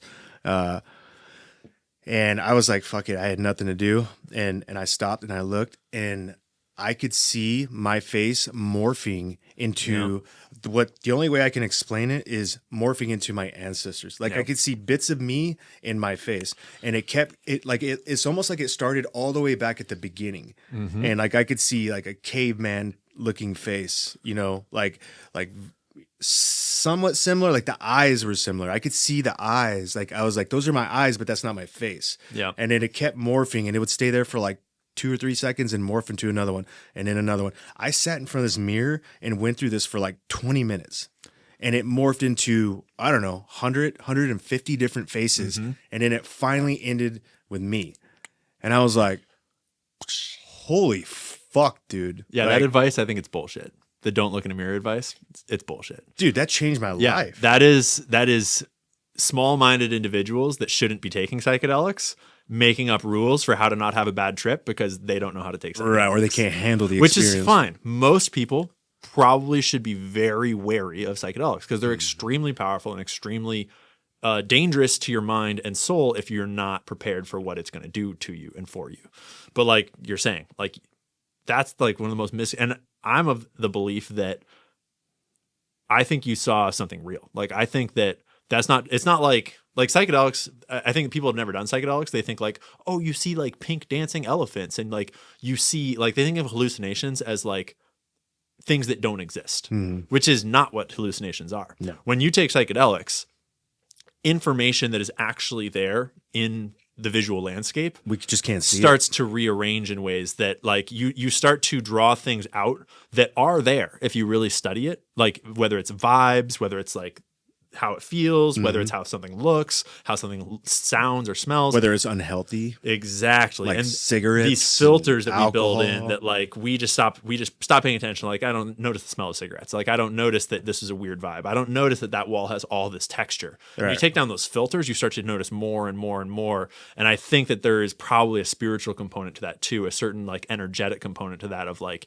you get deep enough into it, and I think you can probably see some of these like spiritual truths that are kind of encoded in what's going on. Well, it always gives you what you need. Exactly. Like I've noticed that I've done mushrooms a lot. I know you have too. Yeah. But like I noticed like if I've been working too much, it'll make me like tired.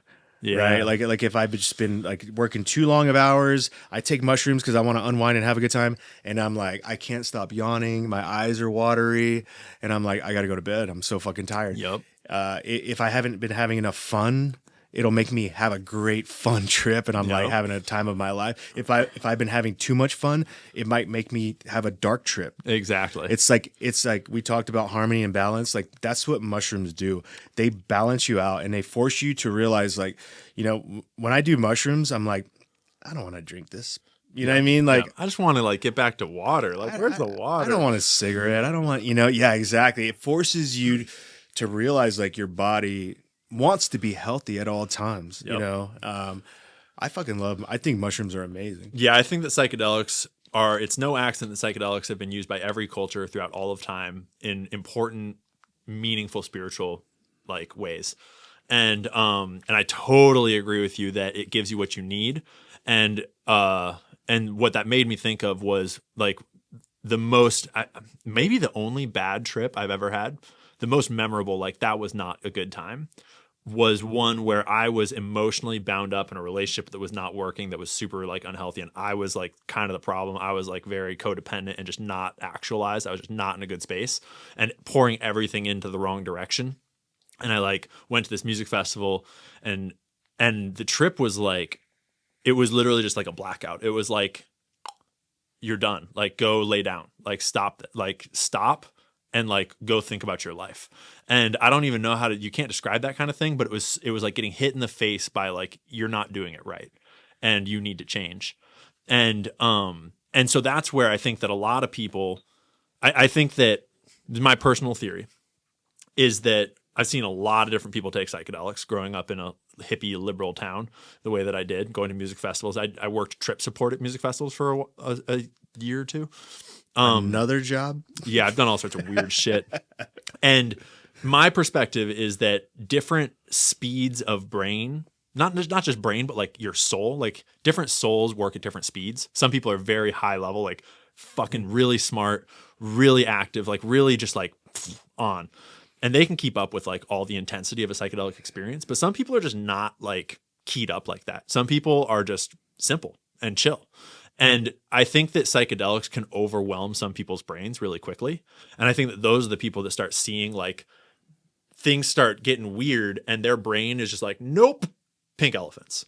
And I think that certain people have a threshold where beyond that threshold, you just go into like la la land of like, I can't handle like this. Animation. And that's where I think you get psychotic breaks. That's where you get people like having really fucked up experiences. That's where you get people that like go crazy, quote unquote, because they've like taken a threshold of where it's opened up their sensations and their spirit and their mind to things that they just are not ready to like keep up with. And that is the most dangerous drug you could ever do at that point. Way more dangerous than like hard drugs.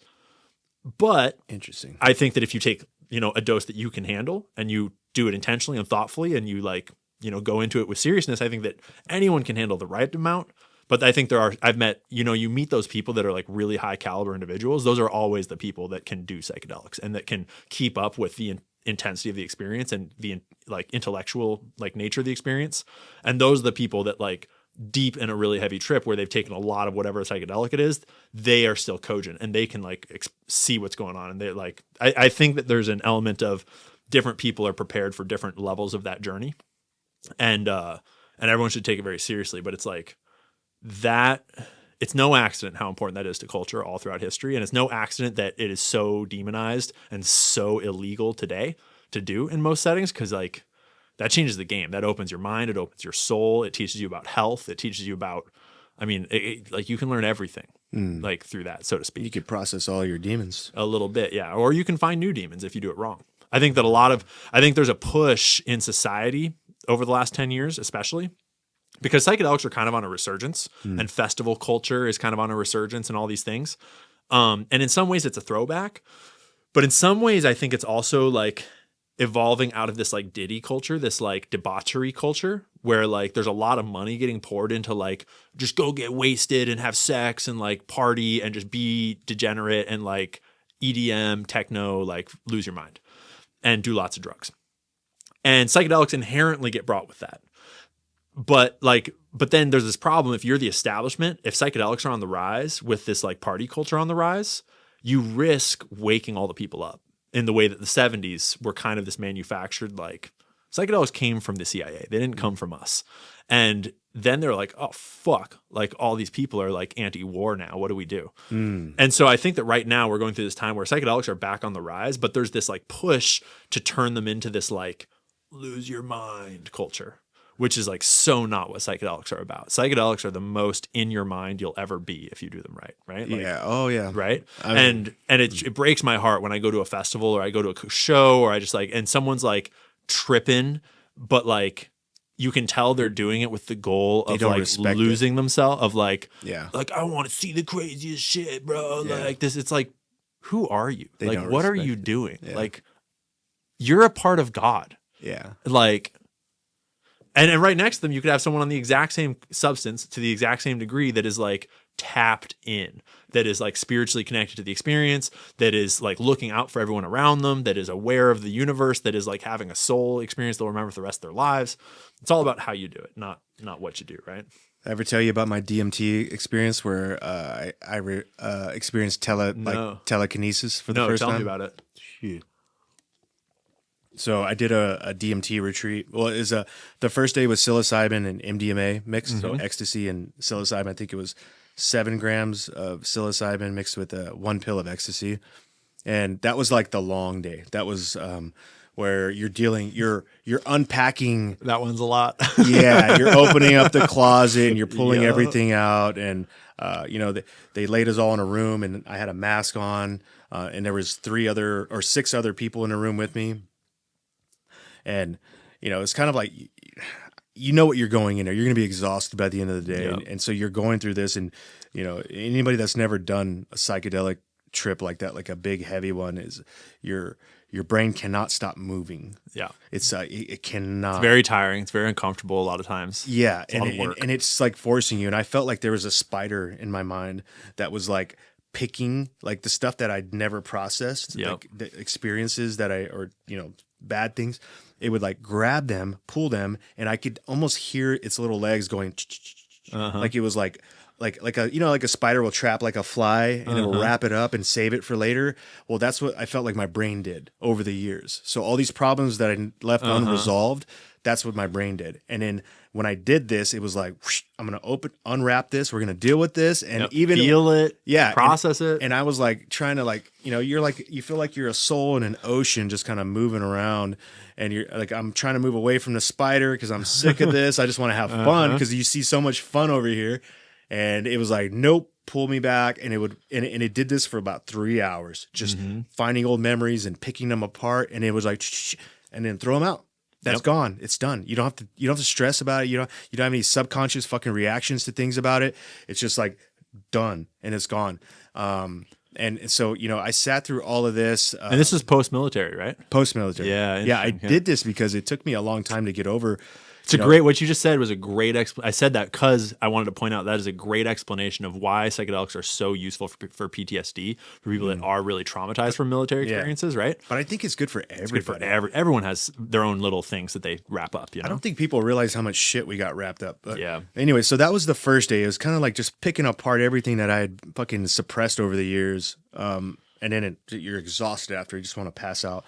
The next day, it's like a singular ceremony that's just for you. There's not other people in a room. It's you the doctor making sure that you're okay, and then they have like these shaman types that are there to hold space and energy and do all this crazy shit. Which Is it ayahuasca? I'm not big into that. No, it's DMT. Just DMT? It was 5-MeO, which is the synthetic version of DMT. Yeah. So it's the most psychedelic substance on earth. So was it drank or smoked or? It was a vape pen. So you hit this vape pen, and they were like, "All right, breathe in for 8 seconds, hold it for 8 seconds, and then exhale for 8 seconds." Gone. Yeah, and so but they did kind of baby step you up to it. So there was like 1/8, and then they're like 1/8 strength, and I hit that one, nothing. And I was like, look, dudes, I've done a lot of drugs in my life, right? And they're like, okay, here's 1/4. And then I hit the 1/4, nothing. I was like, I fucking told you. I'm like, I don't even know. Smart way to do it, though. I don't even know if this shit's going to work on me. And the doc looks at me and he's like, give him the 1-to-1. And I was It'll like, work on you. Give him the 1-to-1. I was like, all right, whatever. Fucking gave me the 1-to-1, like the full strength. And I hit that, inhaled for 8 seconds, held it for 8 seconds. And I was looking at him like, ain't shit, dog. And then boom, my eyes went cross-eyed and I just like laid down. Yeah. And it was like for 10 minutes I was stuck in this realm. Like I was inside of a honeycomb. Yeah, you like get the crisscrossies and the whole world turns kind of geometric and weird, and you're like, yes, no, I teleported to the inside of a honeycomb. Like the universe became a honeycomb. Everybody disappeared, and I was surrounded I was inside of a honeycomb, and there was these gigantic like combs in the honeycomb. And each one of them was an individual fractal that was going with the music that they were playing in this room. And so the undertones, the instruments, every comb was a different fractal underneath me, above me. And I was just trapped in this thing. And it was just this gigantic, universal, God-like vibrating. And I felt like I was like inside of the machine that runs the universe. And I remember sitting there and I was just like, what the fuck is this? And then I come out of it and it's terrifying, but it's amazing at the same time. And I come to, because it only lasts 10 minutes and then you wake up and you're right back to normal. Yep. So I get up and the doc's looking at me. He's like, you good? And I was like, I'm good. He's like, do you want to do it again? I was like, fuck yeah. And so he gives it to me again. I hit it again. Boom. Go back down. Same thing. And I'm inside of this fucking realm, and I'm just like, oh my fucking God. Like this like another veil of reality that we don't see. You know, it's like you're taking a peek behind the curtain of death. You know what I mean? Like kind of thing. And so I'm sitting in here like, do. And this time I purposely got up early and I lifted the mask off my eyes and I sat up because I wanted to know what it looked like in the real realm. And instantly there was about 5 people in the room. I looked at each one of them and I had a 1-to-1 telepathic connection to each one of them. Like I could see through them. They had no walls up. Yeah. I could see all of their anything that they thought they had to hide from people, secrets.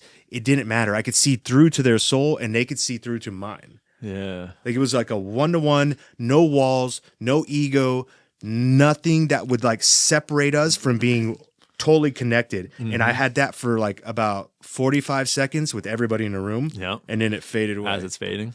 And I was like, whoo. I believe it. Have you listened to the telepathy tapes at all? No, I've been putting it off. Everybody's talking about it. Yeah, dude. So, you know a little bit about them from Joe. That series really, I mean, I already was thinking on these things, learning about these things. I already had a lot of these ideas, but that series, the basic, you know, it sounds insane. The basic version, listen to the series to get the evidence, is that nonverbal autistic kids seem to be telepathic. And they have all of these abilities that they can prove very clearly, replicated over and over and over. All these different kids that don't know each other all around the country and the world.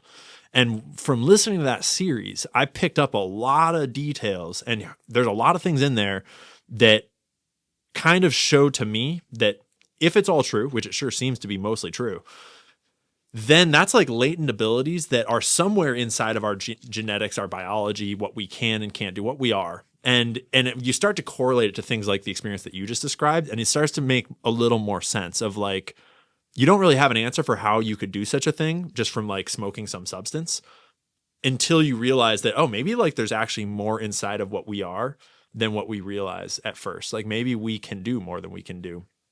And I get so fascinated by trying to piece out what psychedelics show us about what's real about the universe and what's real about ourselves, what we can do, from sort of a scientific mindset of like because it's so unbelievable. Psychedelic experiences are so unbounded and unexplainable.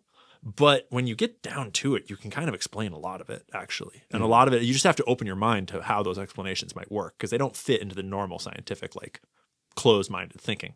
But I did another weird job I had for a little while was I was a vision therapist, which I got offered by like a parent that I had taught her kids. And vision therapy is like physical therapy, occupational therapy, vision therapy. Meaning not like, most of it is not like helping people with their eyeballs. Most of vision is happening in your brain, in your visual cortex.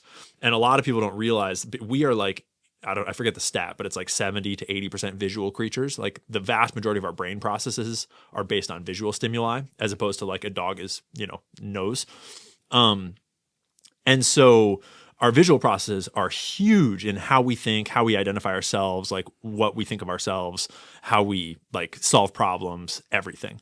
And so a lot of that job was like working with kids that had visual disorders that were actually affecting their like identity entirely. There's a whole bunch of misdiagnosed ADHD that are just kids who can't use their eyeballs properly to like hold on to reading text. Interesting. And so text starts to float around. It's called convergence insufficiency. But through that job, I got to learn, I got this fucking super crash course in how the visual system works, how our eyeballs work, how light works, how the actual technicals of what we see works.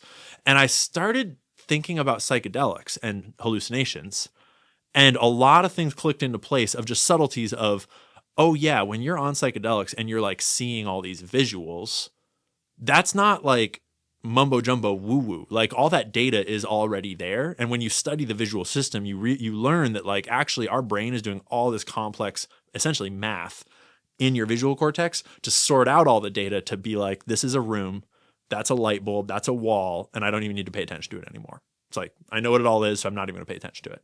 And you just put in all these filters so you don't have to be doing all these processes. But realistically, the light bouncing off that wall is so fucking complex, and it can be processed in so many different ways that when you bring down those filters, suddenly things look like they're moving. Suddenly things start to blend together. Suddenly you see patterns that weren't there before. Suddenly you can actually like rearrange your visual space. And so it's like, as one example of how the things that seem like unexplainable about psychedelic experiences, I think actually are quite explainable if you open your mind to us not understanding everything about how the universe works yet. Yeah, well, I mean, fuck, I was telling you during my experience, so the first day we did the 7 milligrams, or is it 7 milligrams or grams of I don't know. I can't remember. I think it's grams. Yeah, I think whatever. So the psilocybin mixed with MDMA, that's the long one. That's like the marathon where you're gonna deal. That shit is wild. You're gonna deal with all your shit. And I remember going through this. And, so when you're in this psychedelic realm, and I think all psychedelics lead to the same point. Yeah, I think they're all just different routes to get to some sort of enlightenment point. Yeah. And I think DMT is the closest one that gets you the closest to it. But I think it's a roundabout way to get to one point. But I remember when I was in this experience, I'm going through this whole thing, and at a certain point, probably halfway through it, I'm like, I had gotten over the point of like, wow, this is cool, this is crazy. And I got to a point during it where I was like, I'm tired of this. I'm like, I'm over this. But I know the drug is still running through my system. I'm like, I've learned everything I need to learn. I want to get out of this room. There was a guy next to me that was crying the whole time. And like I could feel his cries cascading into my experience. Yeah. And not that I wasn't sympathetic. I was probably more sympathetic than I would have been to it. But I was also like I said, I felt like I was a soul floating in an ocean. I was trying to like steer away. Like, I want to go over here and have fun. And I'm like ready. Yeah, I appreciate it. I understand what he's doing or what he's going through, or I don't know what his memories are, but I'm sympathetic to what they are.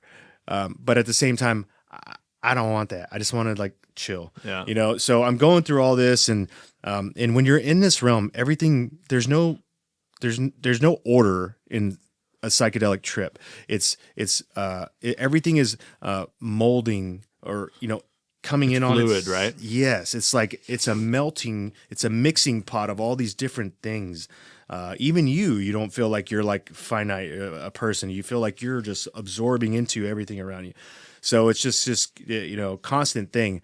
And I remembered halfway through it, and I knew I still had at least an hour and a half or 2 hours to go with this, and I kind of like suffered through it.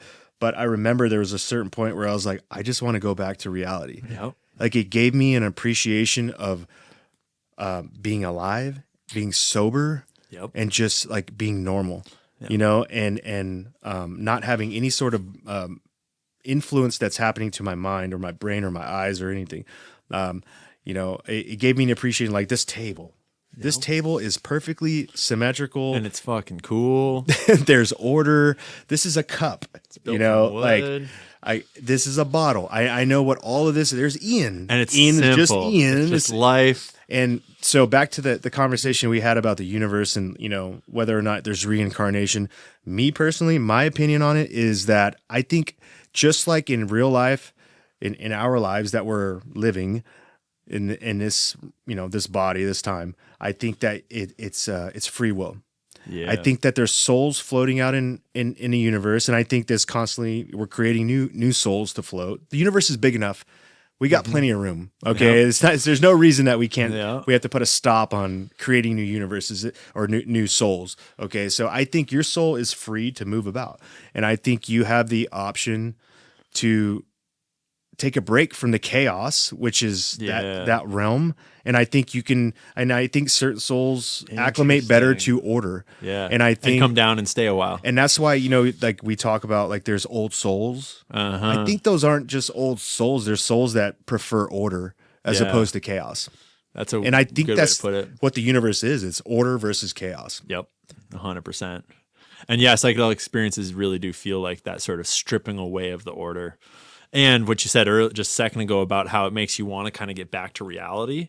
I early on in my life, and I still kind of hold to this, developed this distinction between drugs and psychedelics. And I put anything that makes you want to take more of it in the drug category, and anything that makes you want to take less and get back to sober is in the psychedelic category. Yeah. Because unless you're doing them wrong, psychedelics are like fucking tiring and super hard to do. And I don't even take them anymore. And I love them. I'm the biggest advocate of them. And I don't even take them anymore because I took them so much. And I'm like, it's like, I'm good. I'll do them like once a year, maybe once every couple years at this point in like my own way and my own setting. But like for the most part, it's like I'm over it. Like I understand, because the thing about psychedelics too is it's not just that you want to get back to reality and chill the fuck out, but also you realize that reality is the psychedelic experience. Life is psychedelic. Life is this unknown, unknowable, like fluid thing of decisions. And like, if you really tune in any conversation, there's so many subtle vibes going on. If you listen really carefully to the person you're talking to,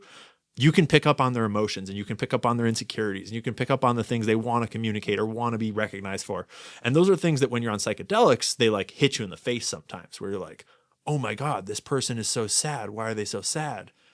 And that's there every day, regardless, even if you're not on psychedelics. It's just like, can you tune your instrument finely enough to live most fully?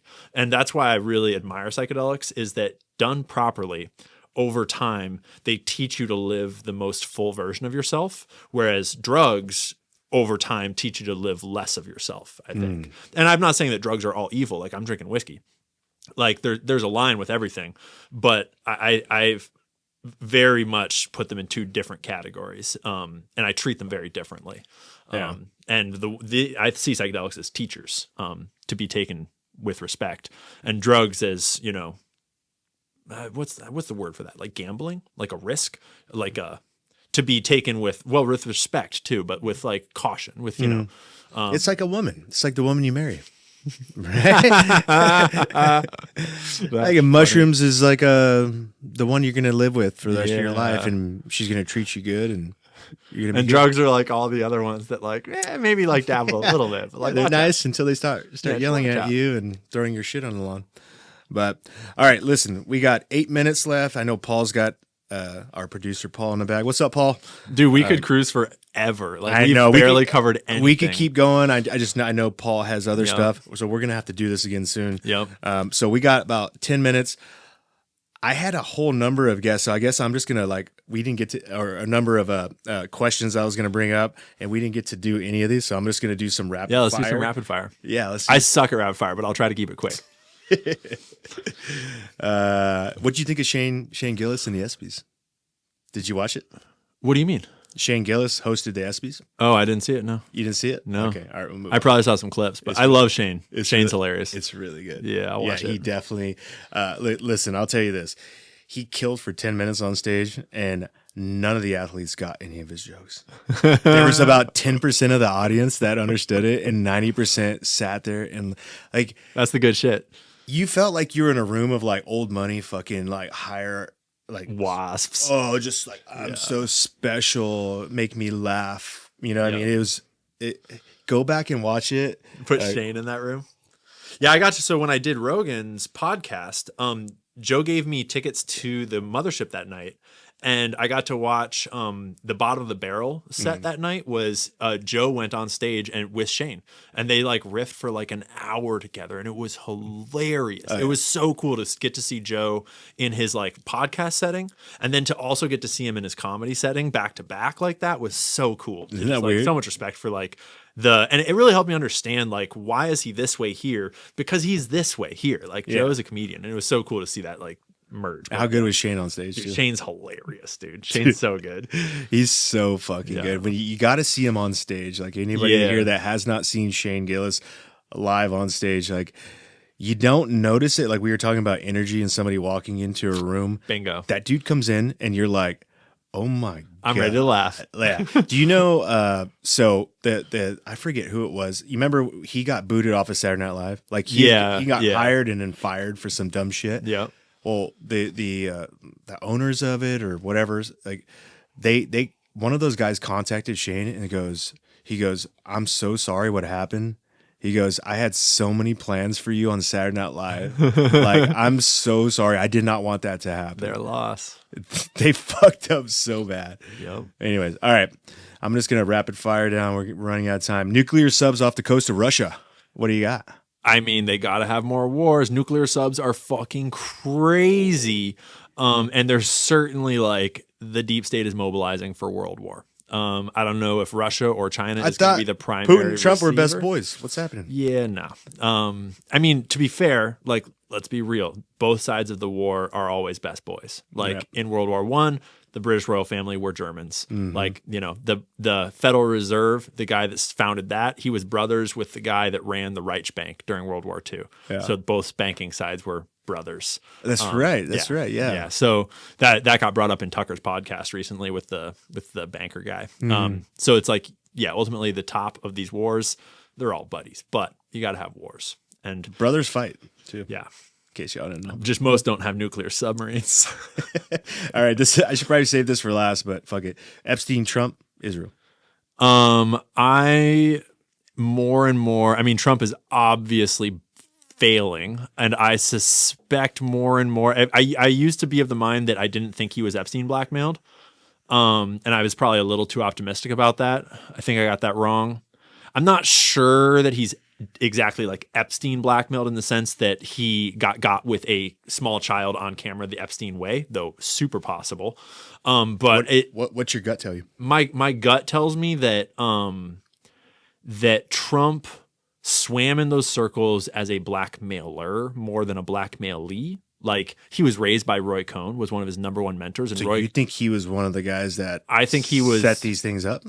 Yes. He ran pageants. No shit. He bought the Plaza Hotel. He bought Anand Khashoggi's boat. Both were very famous blackmail locations. He swam with Epstein. He ran beauty pageants. So it's like he has all the signs of a guy that understood the industry from the top level. And he had support from his father. Exactly. And from all of his friends. But you don't get out of that life clean without, like, just the fact that you ran those things, just the fact you were involved in that at all, whatever it is, that is blackmail as well. So he's made some fucking weird comments about his daughter and young girls before. So maybe he's on camera with a young girl. But even if he's not, I think that he lived a life to get him to the power he has today. Well, that comes with blackmailable. You know truths. what? Man, that's the best explanation I've heard of this whole thing. It makes so much more sense because if you're the guy running this operation, you're not going to get yourself filmed with a girl. Exactly. You on understand camera. that. And he doesn't drink, doesn't do drugs, doesn't smoke, and he doesn't party. He never has. And I can't help but think that like he grew up seeing how those weapons were used against people to get them blackmailed. Yeah. Like Roy Cohn blackmailed the director of the FBI for like 20 years. And so Trump knew how that worked, but that doesn't mean he got out clean.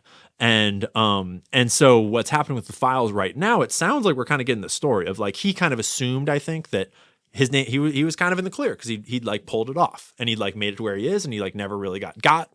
So he's like, fuck it, whatever. Maybe we'll release the files. And then they go into the files and they realize that whether it was the Democrats purposely trying to dig into him, so they were trying to fill those files with as much Trump stuff as possible, or whether he was just in them in general, whatever. But Pam is like, yeah, Trump, you're in the files. And he was like, a new article just came out, a couple of pieces about how allegedly he asked them to redact his name from everything. So they had been redacting him out of everything. We're going to release those. And then they were like, maybe we shouldn't. So it's just a whole fucking mess. But regardless, he's not clean. Fuck, I've never thought about it like that. Yeah, but I think he was a blackmailer. He might have been one of the pimps. I think he was. And so, for example, Epstein claimed that he introduced Melania to Trump. Interesting. And there's corroborating evidence for that. And What's your gut tell you? My gut tells me yes. And my gut tells me that Melania is super anti-trafficking. At least Melania's kind of, she works from the shadows, but when you start to look at what she does with her time when she was, the first lady and everything since, she's very anti-trafficking. Like she's like working on organizations and foundations and like spearheading things. And I kind of wonder if she's not like, because she's of Russian descent is my understanding. Like, right. So she's coming from a world where sex trafficking is like a thing. And if she was like a nude model and then she like knew Jeffrey Epstein and was introduced to Trump. So she probably lived a life where she understands the horrors of this. And they have kids, right? His kid is growing up. I can't help but wonder if she's not whispering in his ear, kind of like, pillow talking him towards like, let's do something about this. But that doesn't erase who he is and what he's done. And so like, even if he wanted to like fix that, he might not be in a position to. Okay. So I think we're kind of fucked. We'll get there. Yeah. Moving on. One of your videos, there was a spot you glossed over, and you were talking about the Jewish Defense League and the Tupac murder. And you didn't get into detail, but I want to fucking know. I don't have those details off the top of my head. First off, before you start, what the fuck is the Jewish Defense League? That sounds like it sounds like a Jewish Justice League, like Yes. Marvel fucking kind of world. Like Magneto's the Pretty fucking much. leader of this thing, and you got Shazam. I don't think he's Jewish, but he looks He Jewish. might be. I wonder if Spike Lee is Jewish. What the fuck is the Jewish Defense League, and what does it have to do with Tupac? So I'm not going to have the details you're looking for, but I can fill in a lot of the extra because it's been super long since I did that. And I didn't actually dig super deep into that one because it was clear right from the start of like, whoa, I just stumbled across a huge rabbit hole. But the JDL, the Jewish Defense League, is one of these like Jewish organizations that are actually multitude. There are hundreds and hundreds and hundreds of Jewish organizations of various types, whether it's Jewish like outreach programs to like take kids to Israel, or it's Jewish support programs, or it's Jewish banking programs, or it's Jewish like the Jews do one thing very right, which is to have group identity. And they look out for each other, and they start foundations for each other, and they help each other. And it's like, sorry, that's anti-Semitic to say, but it's true. And it's like, props to you guys. Like, I wish that white people were like that. I wish that everyone was like that, looking out for each other and just like, and not to like, fight each other, but just to like, have some racial identity. And so once you start to dig into Jewish foundations and Jewish networks, you realize that these organizations are fucking everywhere. And there's so many of them. And if you're not Jewish, you don't know about them because they don't interact with you and you don't use them, you don't service them, like whatever. But the Jewish Defense League, if memory serves, was one of the particularly militant ones that I think was founded by Jewish terrorists that were involved in Zionism. I could be getting that wrong. Are we talking about notorious bastards here? No, I don't know. I don't know for sure. Not to that level? No, but there's a number, especially in that era. Or Inglorious Bastards, I'm sorry. No, not to that level, no. Okay. I mean, that's a very Hollywoodized version, and Hollywoodized Jewish stuff is often a little skewed because a lot of Hollywood executives are Jewish.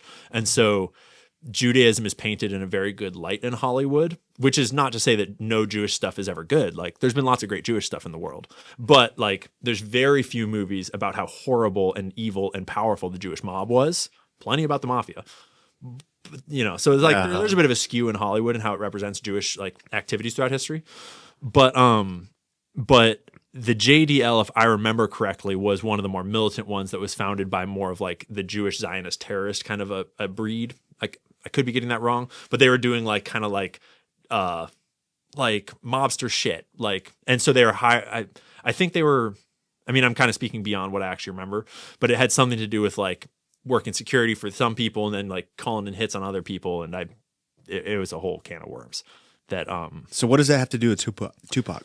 It had something to do, I mean, I won't really remember, but it had something to do with it doesn't like, have to be perfect. So the basic version of it, or rather like the basic entryway to it, is that the music industry is Jewish executives and black rappers, right? That the rapping part of the music industry, it's Jewish executives and artists. And there are executives that are not Jewish, but largely Hollywood and the music industry was largely founded by mobster money and Jewish executives.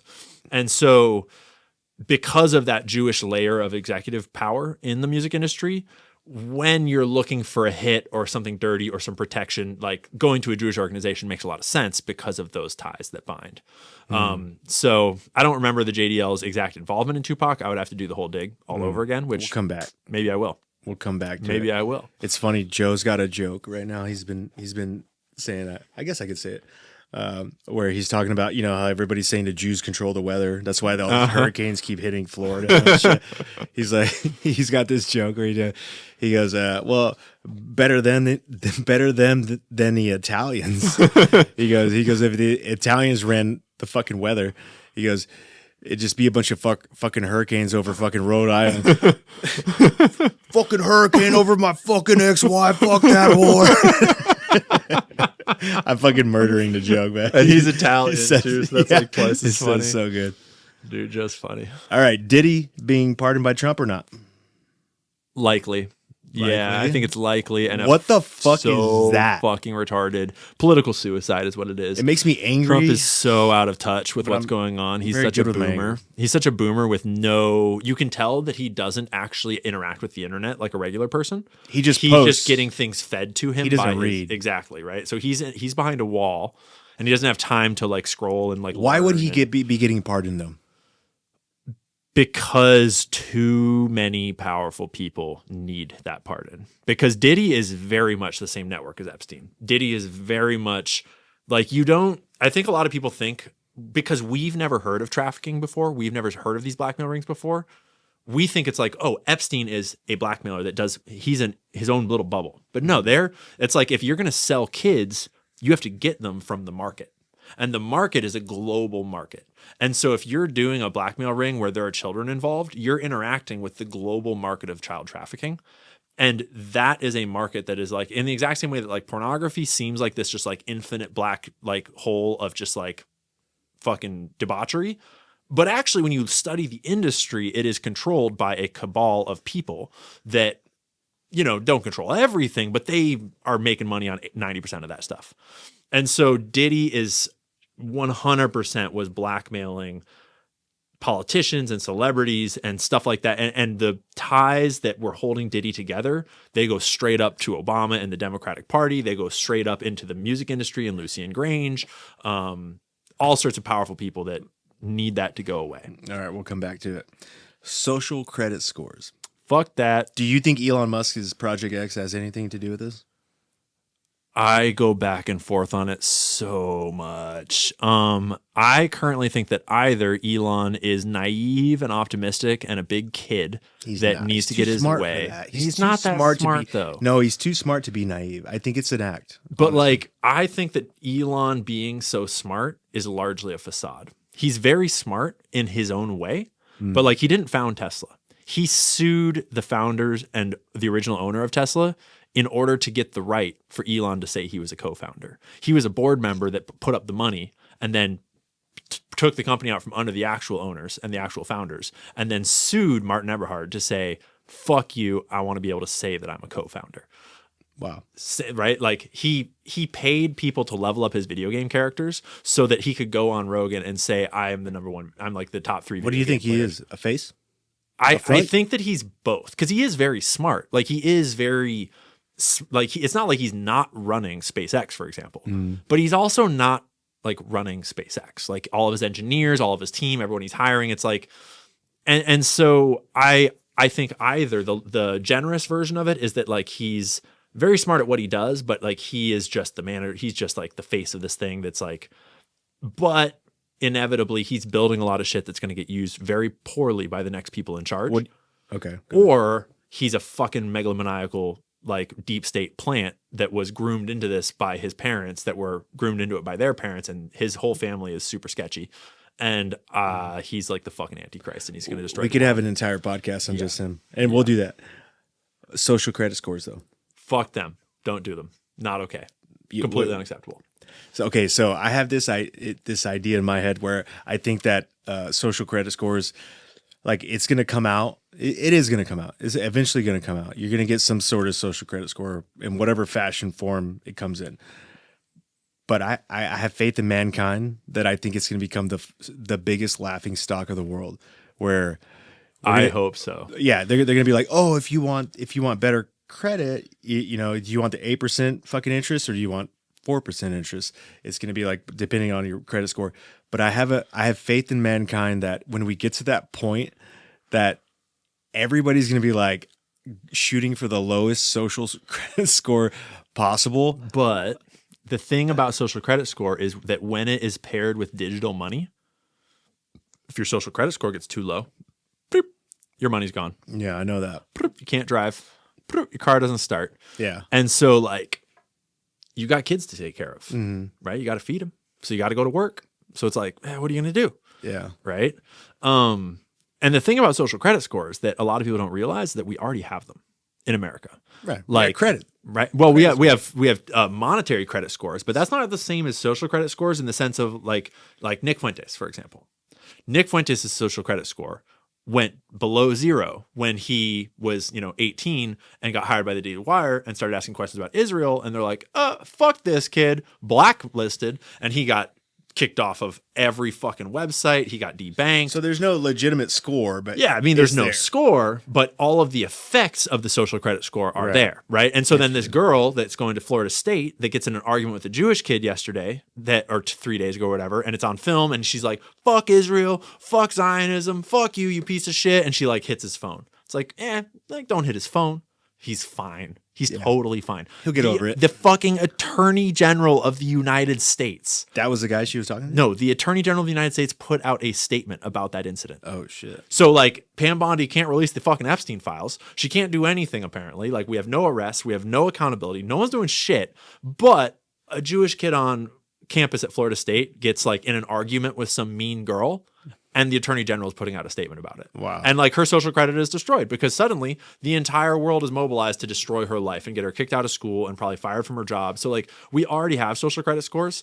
And I just used 2 examples that were kind of related to Israel and Judaism, but like that happens for all sorts of reasons, right? Yeah. But we've already got it in effect and it's very powerful. But once you have digital money paired with like a legit social credit score, then it's like burn it all down, build Molotov cocktails. All right, I got like 10 more. I'm going to save them for the next one. We got to do this again soon. Yep, easy. It's real joy, man. Thanks for having me on. Well, thanks for coming. Totally. You're a fucking badass, dude. Tell people what you got going on. What's next? I'm launching an app called the Buyer App, and you can go to buyerapp.com, BUYRAPP.com. I'm going to cut you off. Yeah. That Buyer App, I watched that last video. What the fuck is going on with baby food? It's fucked. 17,000% Don't lead. feed it to your babies. Dude. Lead? Yeah. Is it lead? It was, so it's lead, cadmium, all of it. But lead is one of the big ones that was this in is there. why Toxic Ian heavy is metals sitting in that the chair baby right food. now. Explain what's going on. So baby food is fucked. And all these mega corporations that started buying up baby food companies and making all the baby food. And there's a lot of the stores you go into, all the baby food is sold to you by giant mega corporations. There's no founder, mom owned, none of that. It's just corporations. And in like 2018 to 20, I forget when the study was done, Congress commissioned a study, I don't know why, of what's in the baby food. And Congress got back the results, and it showed that they tested like Plum and Gerber and all the mainstream baby foods that are all these corporate baby foods. And in every single one tested out to like extremely high levels of toxic heavy metals that should not be in there, to the point of like 17,000%, the legal limit of lead, or whatever the statistic was. I forget. And heavy metals are super fucking toxic to babies. And so that is like, I don't assume that it's like intentional, though maybe. Get out the tinfoil. But at the very least, it's fucking killing kids. It's not killing kids, but it's certainly stunning their growth. It's giving them brain damage. It's so you have to feed your kids. You have to feed your babies real food. You have to try whatever you can do to make enough money to do something to get either the high quality, like founder owned, like there's all kinds of great companies, like Cerebelly is a baby food company that's founded by a mom who is a neurosurgeon who has formulated this baby food to be like neurosurgeon into like, she's a mom. What's it called? Cerebelly? Cerebelly, CERE, like cerebrum. Yeah. Cerebelly, like Cerebelly. belly. Okay. But there's all kinds of ones. But the best thing is just to feed them real food. And like, you have to do, and this is where I'm saying is like, everyone has to be their own journalist now, because you would never get that information if you were just, letting information flow. Yeah. You have to look for it. You have to understand it, and then you have to do something with it. We're very trusting as a problem. As a species. And corporations love to use that. So anyways, Buyer app relates to that. And it's this app where you can scan anything in the grocery store and not only learn what's in it, but also who owns it, who's selling it to you, and all these other features that can really just like basically turn shopping into you can have all the information you need to shop intelligently and intentionally. And there's a free version and a paid version. It's in beta right now, and you can sign up for that on buyerapp.com, and it'll be out on the App Store in like a month. And that's what I'm super hyped on. What I'm doing with my life right now is all content, all on YouTube. So follow me on YouTube at Ian Carroll Show. And I have a website that is canceliancarroll.com. Fucking perfect. Yeah. I love you, brother. Thank you so much. I cannot wait to have you back on. I could have kept you here for 5 hours. I know, right? Like, yeah. We'll do it again before I leave. Yeah. Next time, I think we need to do either psilocybin or DMT. Next time, we take MDMA, psilocybin, and LSD, all three at once, and then we sit down and we fucking drop it. No, for real. Next time we do this podcast, we're going to do at least psilocybin. Allegedly. Anyways, I love you, brother. Yeah. I'm glad me and you became friends. Oh, and by the way, everyone subscribe to Shawn Johnson. He's the shit. If you don't know Shawn Johnson yet, drop in, hit the subscribe button, hit the like button. You're going to be seeing a lot more of this dude out here. I got good genes. Yeah. Thanks, everybody. Bye.